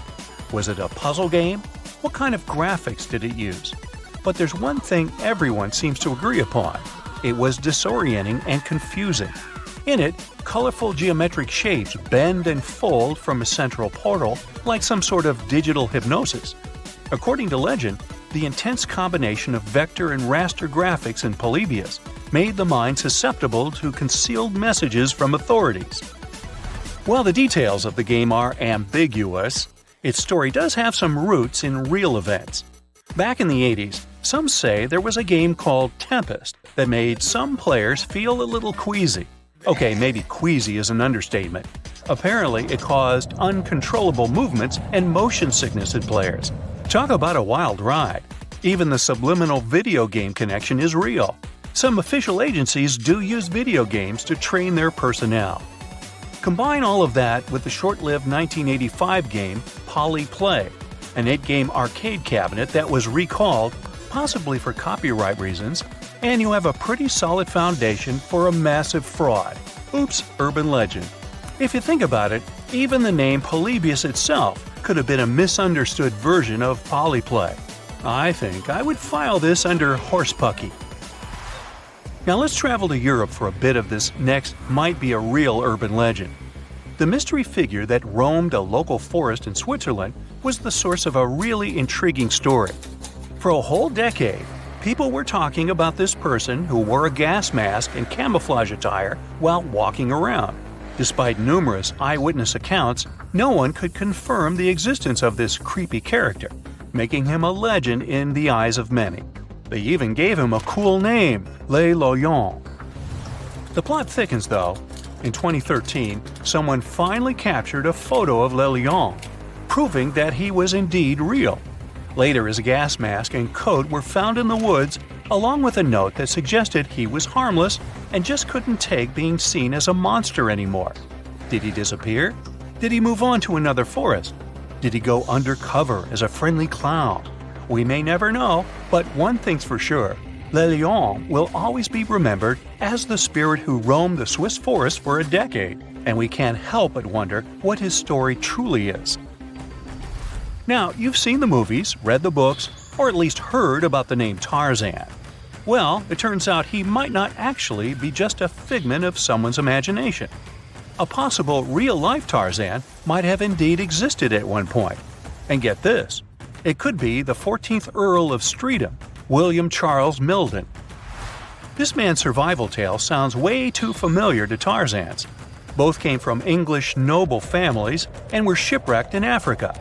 Milden's ship was destroyed during a 3-day storm, and he claimed he survived by clinging to a piece of wreckage. He washed ashore and started to pal around with a group of apes. He remembered saying of that time in his life, "For some strange reason, I was not afraid of these strange creatures. They were hideous to look upon, but seemed gentle and harmless." He became so close with the apes that they provided him with food, and he even built himself a tree house. He was really strong and flexible for his age, but unlike his cartoon counterpart, never became the leader of the animals. Unlike Tarzan, he didn't speak to the apes, but did figure out some form of communication. Welcome to the spectacular tale of the John Lawson House in New Hamburg, just 80 miles north of New York City. This 150-year-old home is known for its creepy mannequins that used to magically change outfits and poses on the front porch. Some say these mannequins were haunted by spirits from tragic events that happened nearby in the 19th century. Back in the day, the Lawson family built this historic home in a bustling Riverport village. Tragedy struck when a train accident and a destructive fire occurred near the house in the 1870s, causing chaos and taking many lives. The mysterious mannequins appeared without explanation, dressed in old-timey clothes and accessories. The homeowner was unknown when that creepy stuff was first noticed. Sometimes, mannequins would hold something in their hands, like books. Also, it seemed like those spine-chilling figures didn't fancy bad weather. They would vanish during storms and even face the site of the lethal train accident. But suddenly, in 2016, the mannequins vanished without a trace, leaving behind a mystery that still haunts the John Lawson house to this day. Will they ever return? Only time will tell. Venice, the one in Italy, not a neighborhood in California, may be considered the city of love and all, but Poveglia Island has a fishy reputation. Made up of 2 natural islands and 1 human-made one with wooden pillars and layers of earth, this place is like a creepy puzzle waiting to be solved. One island is covered in greenery. Another has the main buildings, and the smallest is basically a fort. The island is now deserted with just a few lonely structures left standing. Rumor has it that about half of the land on the island is made up of human ashes. Yikes. According to stories, when a plague hit, the hospital had to figure out what to do with all the bodies. Supposedly, they ended up burning them.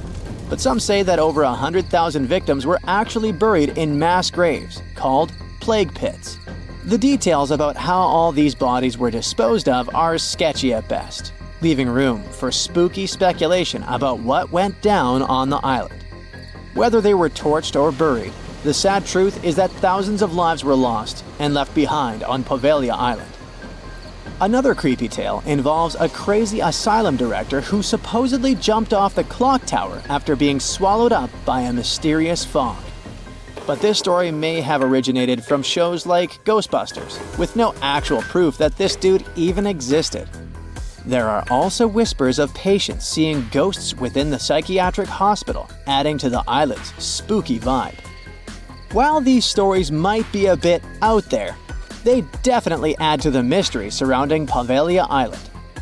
Despite all the exaggerated stories and urban legends, one thing remains true. Poveglia Island has a dark history filled with tragedy. This place has seen it all. The empty buildings and abandoned landscapes are like sad reminders of the sorrowful past that haunts this eerie island. Hush, don't move. We're in the clearing in Hoia Baciu, Transylvania, which has a funky reputation for being one of the creepiest places in the world. The trees there wouldn't grow in a clearing that has a perfect oval shape. Soil scientists have been unable to explain this anomaly.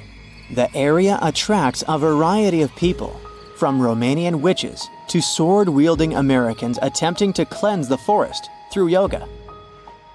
Hoia Baciu gained international attention in 1968 when someone captured a photograph of a mysterious flying object hovering over the clearing. Some people are sure those must have been guests from another planet. This event, along with the alleged paranormal occurrences reported by visitors, has added to the forest's enigmatic reputation. Local guides also share other anecdotes linked to this forest. For example, some time ago, a group of 60 people from Bucharest attempted to open a gate into another dimension there. If a paranormal forest doesn't send shivers down your spine, maybe this place will. Yep, there's a whole settlement at the bottom of Lake Lanier, Georgia's biggest lake, and it's filled with a secret American horror story. Terror, ghosts, and other paranormal stuff, the whole shebang. There are many spooky tales about Lake Lanier. Fishermen have reported seeing ghostly kayaks, and stories circulate about women with no hands haunting the Jerry D. Jackson Bridge. Plus, the lake has a dark side, with over 500 demises since it was created and more than 200 since 1994. People talk about good swimmers getting snatched under the water, mysterious boating accidents, and vehicles crashing into the lake for no reason. Locals will straight up tell you, don't go to Lake Lanier. And with the lake stats, it's hard to argue. Some say the lake is cursed, but it's up to you to decide. The Poison Garden is a misleading, beautiful place where danger lurks behind every leaf. It's tucked away behind spooky black gates at the Alnwick Garden. There, you'll discover a collection of over 100 plants that are not just toxic, but downright lethal. If you don't have to worry about accidentally poisoning yourself, just keep your hands to yourself. No sniffing or nibbling allowed. Venture through ivy-covered tunnels and fiery-shaped beds as you dive into the history of poison and hear some thrilling tales of infamous cases. Prepare to meet some dangerous flora like Laburnum atropa belladonna, and even the infamous Jimpy Jimpy plant that's rumored to be able to hurt you as nothing else. By the way, there are many wild stories about this dreaded plant. Some are a bit exaggerated, like the one about using the leaves as toilet paper. Ouch. But others are no joke. like horses getting stung and going bonkers. There's even a tragic tale of a person passing away from its sting in New Guinea back in 1922. So come on, take the plunge in the poison garden if you dare. Just remember to steer clear of any plants that could lead to a seriously bad day. You're having your vacation in Finland, the happiest country in the world. You rent a car and drive to see the lakes. What could go wrong? Suddenly, you come face to face with over 1,000 eerily still figures. These guys are dressed to impress in colorful outfits, but there's something off about them. Their heads are featureless, their bodies wooden, and they all seem to be staring in the same direction. It's like they were playing a giant game of freeze tag, but nobody remembered to yell, "Tag, you're it." These silent sentinels are known as the Silent People, and they've been scaring people since 1988. They're the brainchild of dancer and choreographer Reijo Kila. Originally hanging out in Lasila near Helsinki, they've traveled around a bit before settling in their current spot on the side of the road. Why did they move? Maybe they were tired of big city traffic and wanted a quieter place to chill. No one really knows what these peat-headed, straw-haired guys are all about. Some folks find them creepy, like they're watching your every move. Others think they're kinda sad, like a group of friends waiting for a bus that never comes. But hey, that's art for you. Open to interpretation and open to jokes about scarecrows having better fashion sense than most humans. Bonus here, there's a cafe with traditional Finnish crepes, so you may get scared there, but not hungry. In Australia's far north, there's a spooky granite mountain known as the Bermuda Triangle. Black Mountain, also known as Kalkajaka by the indigenous owners, has been the backdrop for some seriously strange disappearances dating back to 1800s. It's pretty close to Cooktown, so it has some legendary tales attached to it. They say Black Mountain was once a fierce battlefield for opposing ancestral clans. The whole place is littered with massive granite boulders stacked in a chaotic manner, where explorers, horses, and cattle seemingly vanished into thin air. For many years, people were scared by the bad reputation of this place until recent research shed some light on the dark mystery of Black Mountain, leaving no room for further speculation. Turns out, the reason for the disappearances may not be as supernatural as we thought. Lack of swimming skills, crocodiles, or just some good old-fashioned tomfoolery could have been the real culprits. Scientists have finally solved the Loch Ness Monster mystery. Here's the spoiler, you ready? It's not a real monster. It's probably a dinosaur that survived through the ages, or just a bunch of debris floating on the water. Thanks to many findings on the Loch Ness creature, we have proof of another story to tell you. It was 1933 when a man named George Spicer and his wife were driving along the shores of Loch Ness. That's when they saw something massive with a long neck moving across the road. It looked like a creature straight out of the prehistoric era, a dinosaur-like beast unlike anything they'd ever seen. That was the moment that Loch Ness Monster theories started spreading around like wildfire. One of the most famous Loch Ness Monster sightings came just a year later, in 1934, when a man took a photograph that became the most well-known image of Nessie. That's the nickname she was given. She? Anyways, the photo, known as the surgeon's photograph, showed a long-necked creature rising out of the water, and for years it convinced people that the monster was real. But years later, the truth came out. One of the men who helped take the photo confessed it was all a hoax. The photo had been staged after all. When the photo was published, it had been significantly cropped. This made the animal in the picture look much bigger than in real life, fueling the theories that the Loch Ness Monster did in fact exist.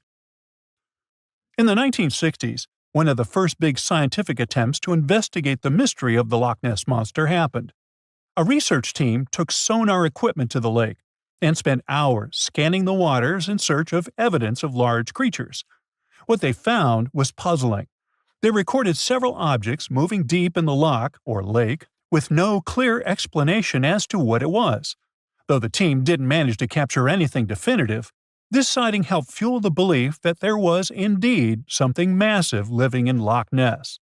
After that, research about the mystery of the Loch Ness Monster kept popping up. In 1972, with the help of underwater photography, some researchers managed to capture strange images, which got people's hopes up for a minute. But the truth is, this early research about the Loch Ness Monster was far from conclusive. Now, of course, not everyone bought into the mystical, magical theories about the Loch Ness Monster. Theory 1, from a professor of zoology at Oxford University, has made it clear that the monster is a biological impossibility. Hey, my pediatrician said that about me, too. Meanwhile, he says that no skeletal remains have ever been found in the region. Plus, no fishermen have ever caught anything resembling the creature in their fishing nets. For him, this works as proof that it simply can't be real. When it comes to the famous photos of the Loch Ness Monster as evidence, well, that's pretty simple.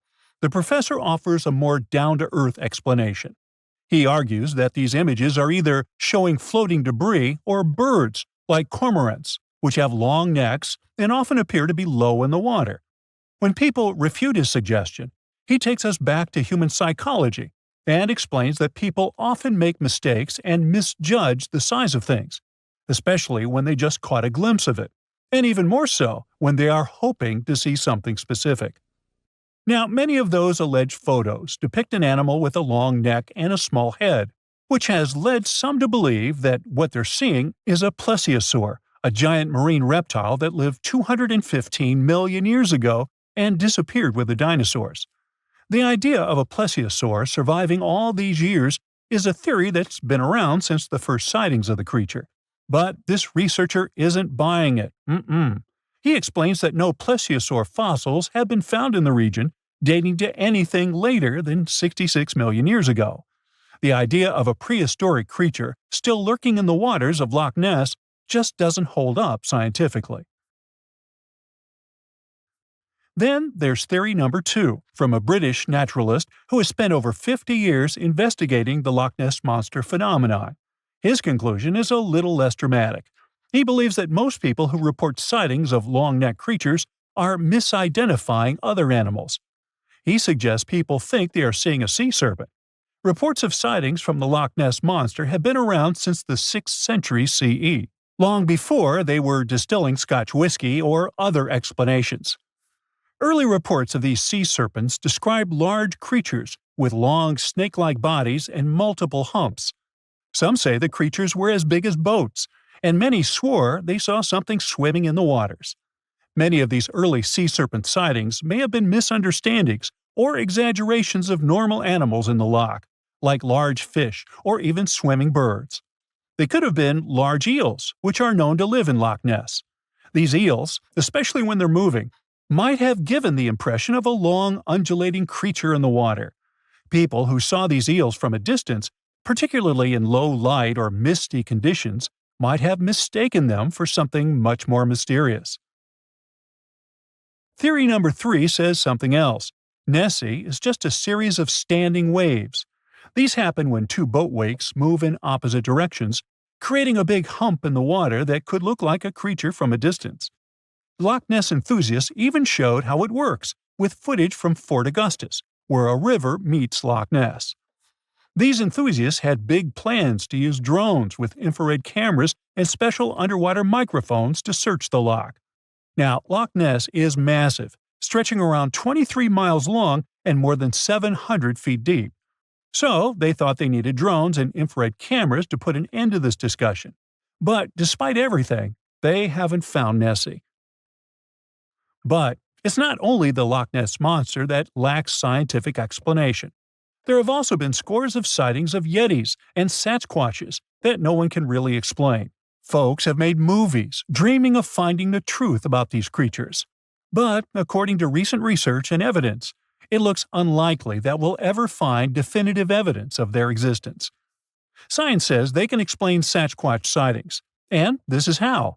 Biologists who study wildlife using camera traps, which are set up in remote areas to capture images of passing animals, have long attempted to find elusive species. These cameras detect movement and snap pictures, providing invaluable data on the biodiversity of different ecosystems. As camera traps collect more photos over time, the number of species recorded grows. However, after a while, the number plateaus, suggesting that no new species are being detected.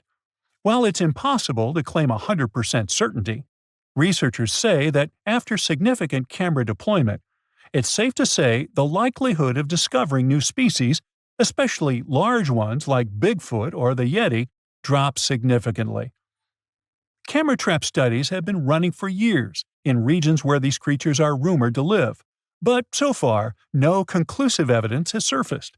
Instead, the supposed proof of Bigfoot or the Yeti often comes from blurry photos or shaky videos taken by individuals who claim to have encountered them. The scientific understanding of biology also makes the existence of Bigfoot highly unlikely. Often described as a great ape, Bigfoot would have had to evolve in North America. However, great apes evolved in Africa, and the only great ape to make it to the Americas is Homo sapiens, whose ancestors crossed the Bering Strait only about 16,000 years ago. This is far too short a time for a new species like Bigfoot to have evolved. While it may be disappointing for these mysterious creature enthusiasts, the scientific evidence points firmly toward the conclusion that creatures like Bigfoot and the Yeti are more fantasy than reality. After decades of extensive scientific research, it's safe to say that yes, science has solved the mystery of the Loch Ness Monster, and it's pure fiction. So, what do you think?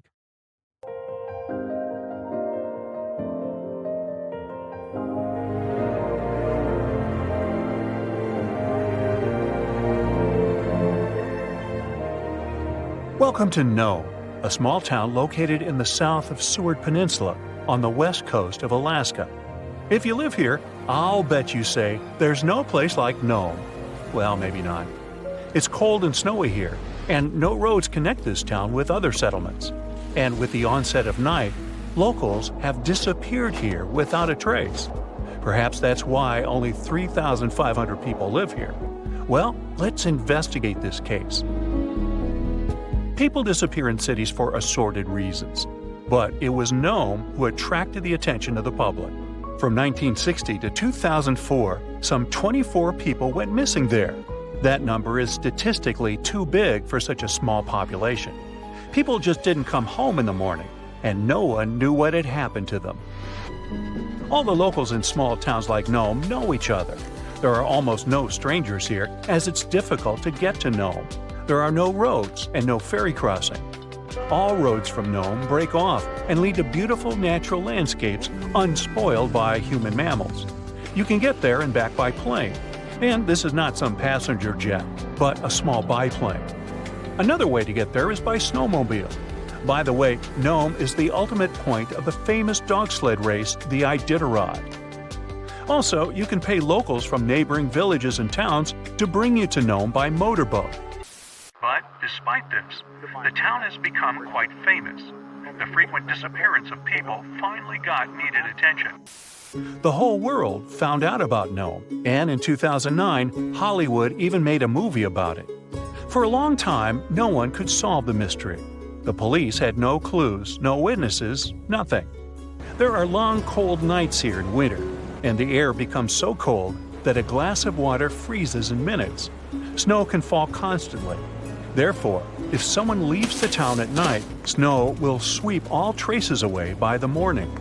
Of course, people began to come up with their own theories. The most popular one was about someone who took people away by force. The police didn't find any evidence that some person could do it. So, if it's not a human, it could be some beast. And again, police found no evidence to support this version. After that, people started thinking that creatures from other planets caused these disappearances.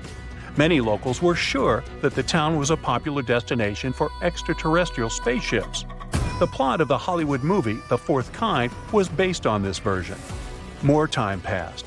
Finally, the police and the FBI launched a large-scale investigation, and they uncovered the truth. They realized that the stories about missing people were exaggerated.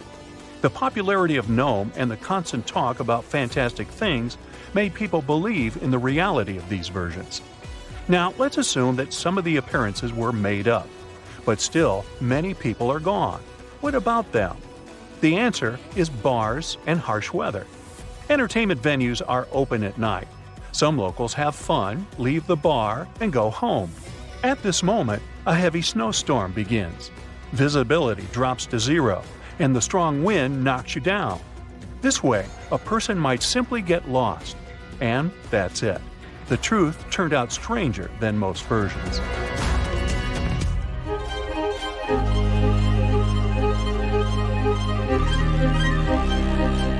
The Bermuda Triangle is a big area in the Atlantic Ocean, so the disappearance of ships and planes there seems not so surprising. But it's much creepier when it happens on a lake. Let's visit the Lake Michigan Triangle. It's located between Michigan and Wisconsin.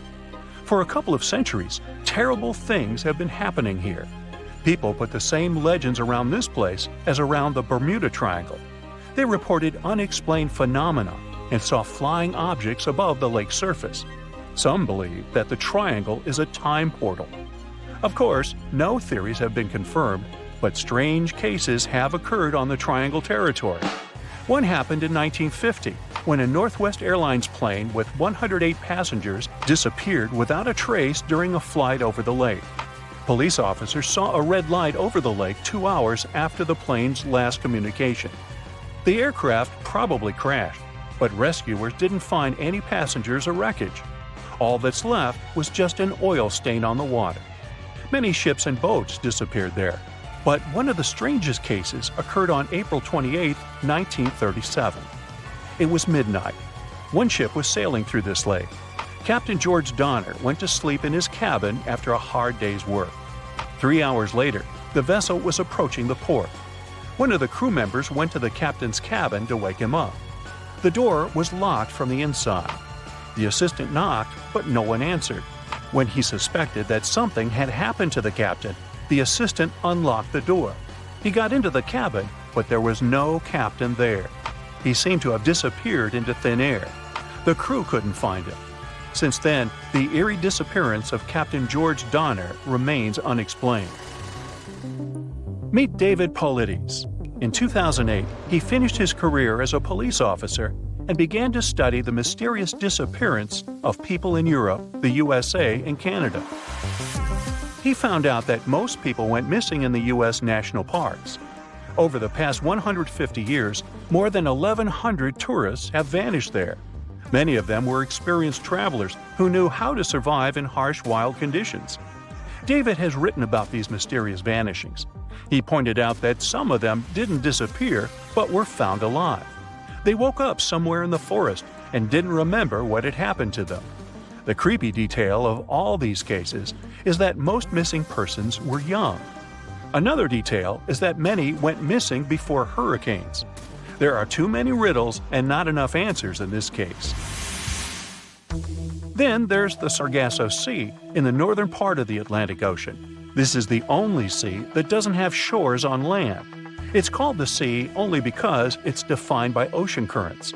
Also, golden brown algae grow in this area's bottom, making it seem like an orange spot in the middle of the endless ocean.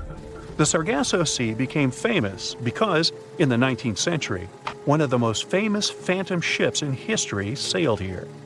In 1872, a brigantine sailed through the Sargasso Sea. Its captain spotted another ship a few miles away. He lit a signal fire, but received no response. Then the captain decided to sail closer to find out what had happened. On the hull of the mysterious ship was the name Mary Celeste. The captain of the brigantine and several crew members went on board. They walked around the deck and looked into the cabins and the hold. Everything was in place, but there were no people. The cargo and barrels remained untouched, so pirates didn't attack the vessel. The only damaged thing on the ship were the sails. They were torn to shreds. All documents except the logbook were missing from the navigator's cabin. The last logbook entry was added on November 24, 1872. The crew of the ship was never found, and this was one of many cases. In the 20th century, from the 60s to the 80s, there were many reports of empty boats and yachts floating on the sea. Also, some entire ships disappeared without a trace. All these cases still remain a mystery. According to one version, the four-sided current forms water funnels. Whirlpools can quickly pull a ship into the depths of the sea. This explains the disappearance of boats. But what about cases when the vessel is still on the water without a crew? Sometimes these whirlpools can create wind vortices. They're like little tornadoes. What if these whirlwinds are powerful enough to throw people overboard and tear the sails? Yeah, the theory seems too fantastic. So, what do you think happened? The LaLaurie Mansion, located in the French Quarter of New Orleans, has a grim reputation. Its former owner, Madame Delphine McCarthy LaLaurie, was a wealthy socialite in the early 19th century. The urban legend says that she treated her workers very badly. One night on April 10, 1834, Madame LaLaurie's house began to burn. Madame and her family managed to escape, but she abandoned her workers. They were locked inside the house. The locals, outraged by her negligence, gathered around the house, broke some of its walls, and eventually stole the remaining possessions. After the fire, the LaLaurie family escaped to Paris. Another private mansion was built on this Louisiana land. But it's said that the ghosts of those workers are still trapped inside the property. They tend to bother living people demanding justice. Today, the house is private, but you can book a tour and hear this story in detail. By the way, the mansion and its notorious owner played a big part in the American Horror Story franchise, although they didn't actually film the series in that particular house. American actress and director Kathy Bates played Madame LaLaurie and showcased the quirky character of this famous woman. So you can check it out if you're not afraid. Our next creepy destination was also shown in a movie franchise, the Amityville Horror. The media says this Dutch colonial-style home is located in the village of Amityville in New York. George and Kathy Lutz bought this property in 1975 for $80,000. The low price was due to the tragedy that happened in the house 1 year before. One night, a young man named Ronnie DeFeo, who lived in the house, took the lives of all his family members. The Lutz family began to notice strange activities in the house, such as phantom odors, unreasonably low temperatures, and loud sounds of unknown origin. According to the Lutz family, one day they called a preacher to clear the grim vibes, but he felt very bad during the ritual and his hands started bleeding. The Lutzes fled the house in a rush. Their spooky story inspired the Amityville Horror, a book written by American author Jay Anson and several successful horror movies. Although the house was reconstructed, it still exists. However, its address has been changed to confuse the trail and prevent crowds of tourists from gathering around it. Do you recognize this seemingly cute house in Harrisville, Rhode Island? It's known as one of the most haunted houses in America.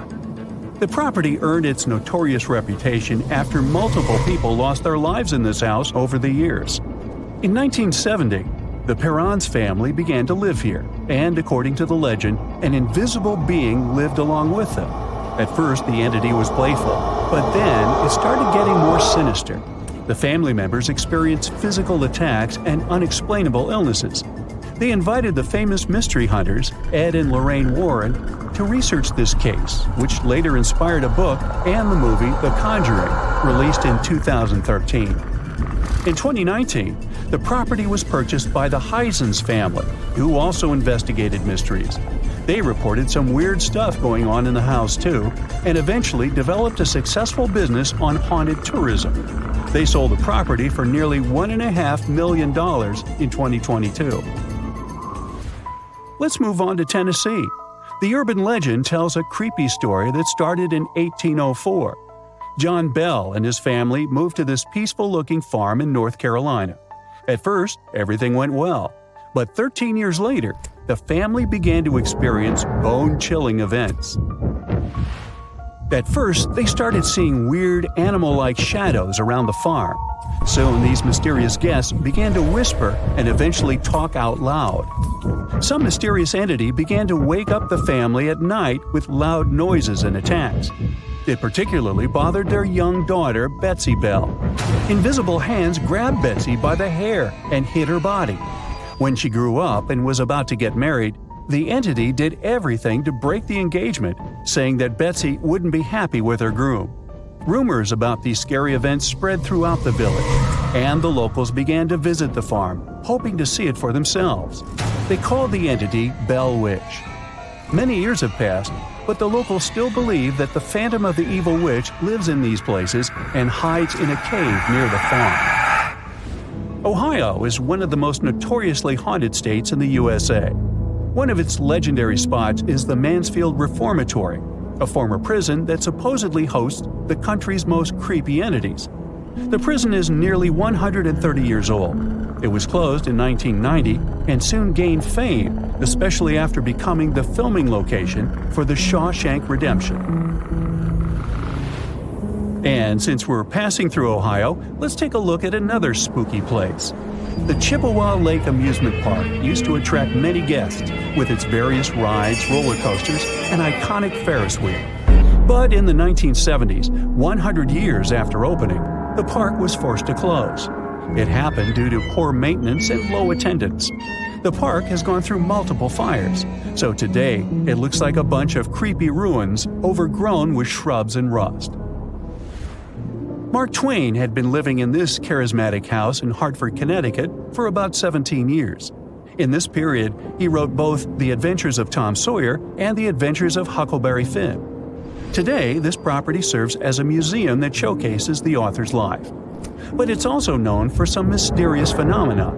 Multiple visitors reported hearing odd noises and seeing a phantom of a woman in white. The most haunted part of the house is the billiard room. Twain used to chill there a lot during his stay, and today, some visitors claim they can smell tobacco smoke as they pass through. Now, Pennsylvania has lots of terrifying tales to offer. Despite its chic appearance, this fancy mansion has been empty for a while now. Its owner, Peter Widener, finished the construction after losing his beloved wife, Hannah, during a tragic yacht trip.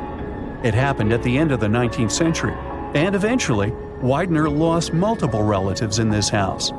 He was wealthy enough to invest in the Titanic construction. Perhaps he was fascinated by the idea of an unsinkable ship. But unfortunately, both Peter's oldest son and grandson lost their lives when the Titanic sank. Eventually, the mansion was abandoned. But it's said that the phantoms of the Widener family are still there. And speaking of the Titanic, Molly Brown was one of the survivors. She got famous for rowing a lifeboat for about 7 hours before reaching a safe place. But Molly's own mansion in Denver gained a spooky reputation. She owned the haunted property together with her husband, who ran a mining business. Over the years, multiple people reported seeing phantoms of cats and human figures running down the staircase of the house. The witnesses of such visions insist that something spooky is definitely going on behind these walls. Today, the mansion operates as a museum, so you can go and see it for yourself. And how about meeting a creepy phantom while doing some casual shopping in Soho?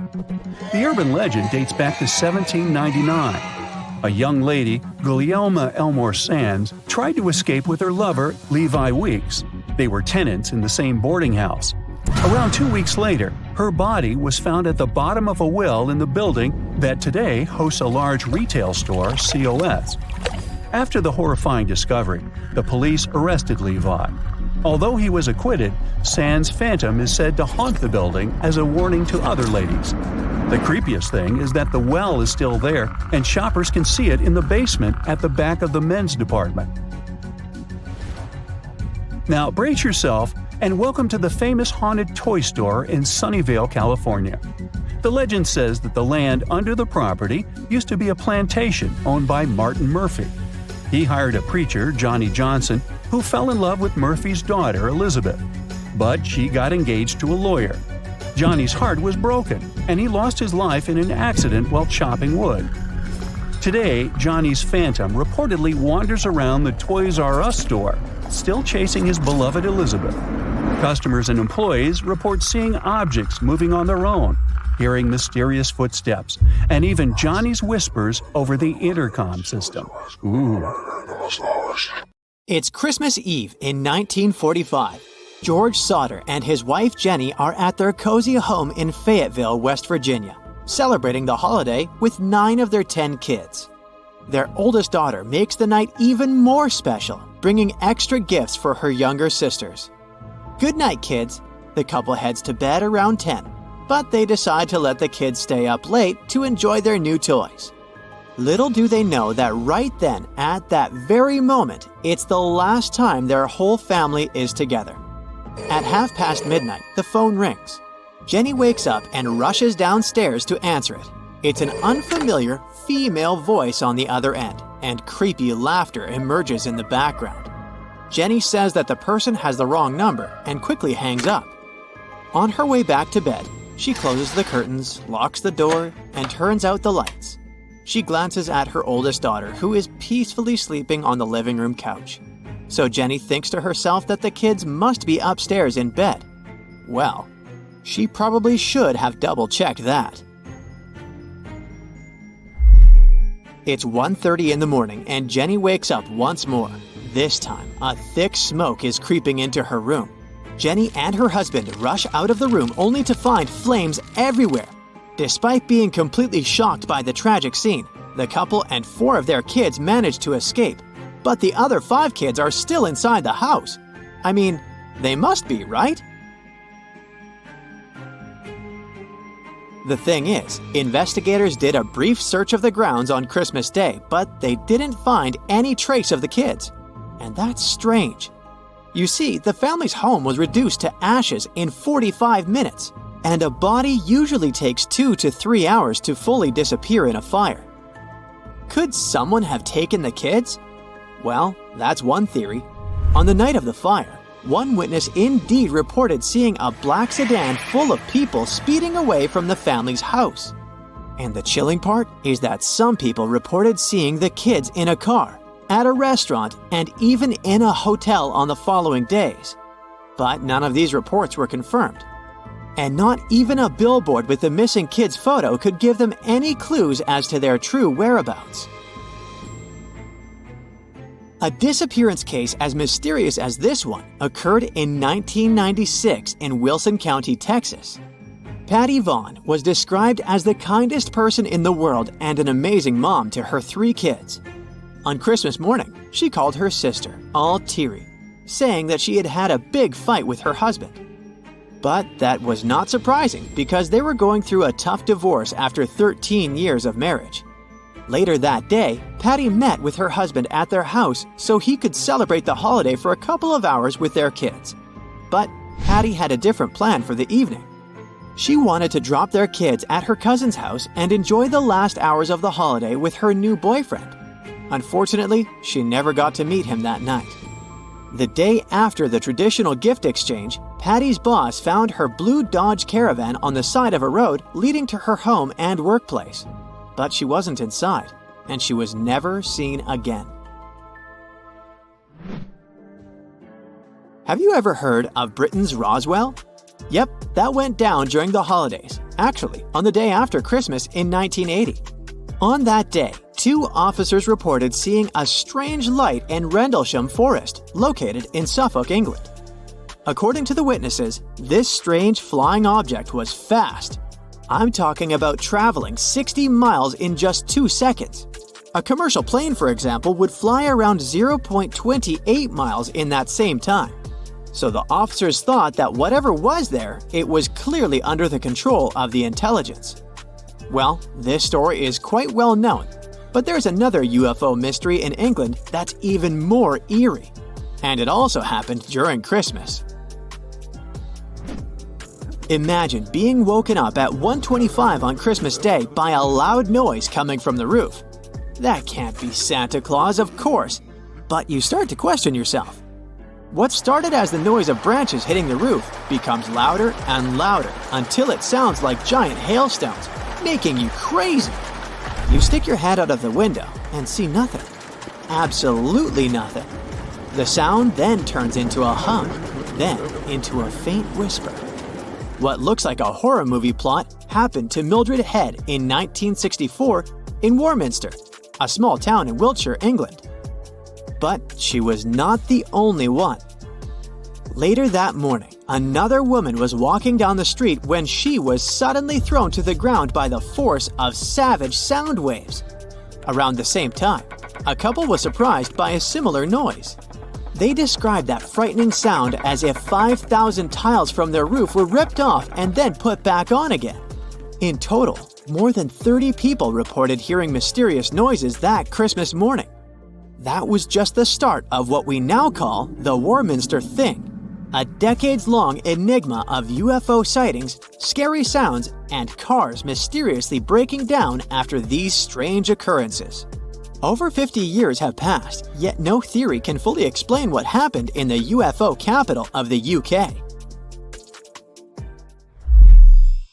Santa Claus coming down the chimney, 8 tiny reindeer, stockings filled with gifts. This perfect holiday recipe is described in the "'Twas the Night Before Christmas" poem. But there's a mystery hidden in that iconic poem. You see, the verses were first published in a newspaper called the Troy Sentinel on the 23rd of December, 1823. But there was a problem. The poem didn't have an author.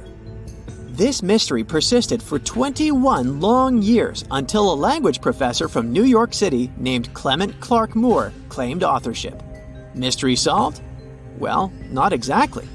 A letter from 1879 raises an intriguing possibility. The author of the poem might not be who we think. In this letter, the daughter of a New York poet and farmer named Henry Livingston Jr. says that "'Twas the Night Before Christmas" is actually her father's work. She was too young to have heard the poem when it was originally recited, but the family says that her father read the poem to his kids 16 years before it was first published in the newspaper. But don't get too excited, because this whole story will probably remain a Christmas mystery. The truth is that the alleged author passed away just 5 years after the poem's publication, never once claiming to be the real author. The holiday season is usually a peaceful time of the year, but 1997 was an exception to this rule. It's December 22nd. And Beth Ann Ricketts decides to do some Christmas shopping in the morning.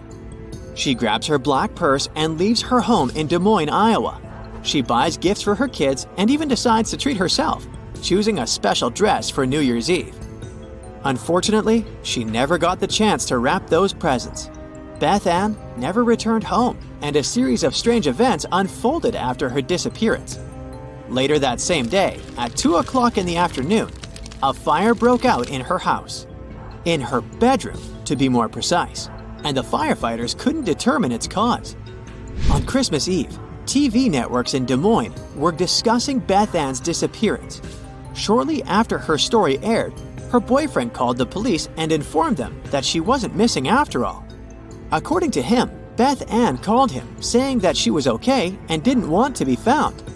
Unfortunately, she hasn't spoken with friends or relatives since that holiday, not even her 2 daughters and her son. And that's weird to say the least. So, her family is still searching for the answers to this mystery.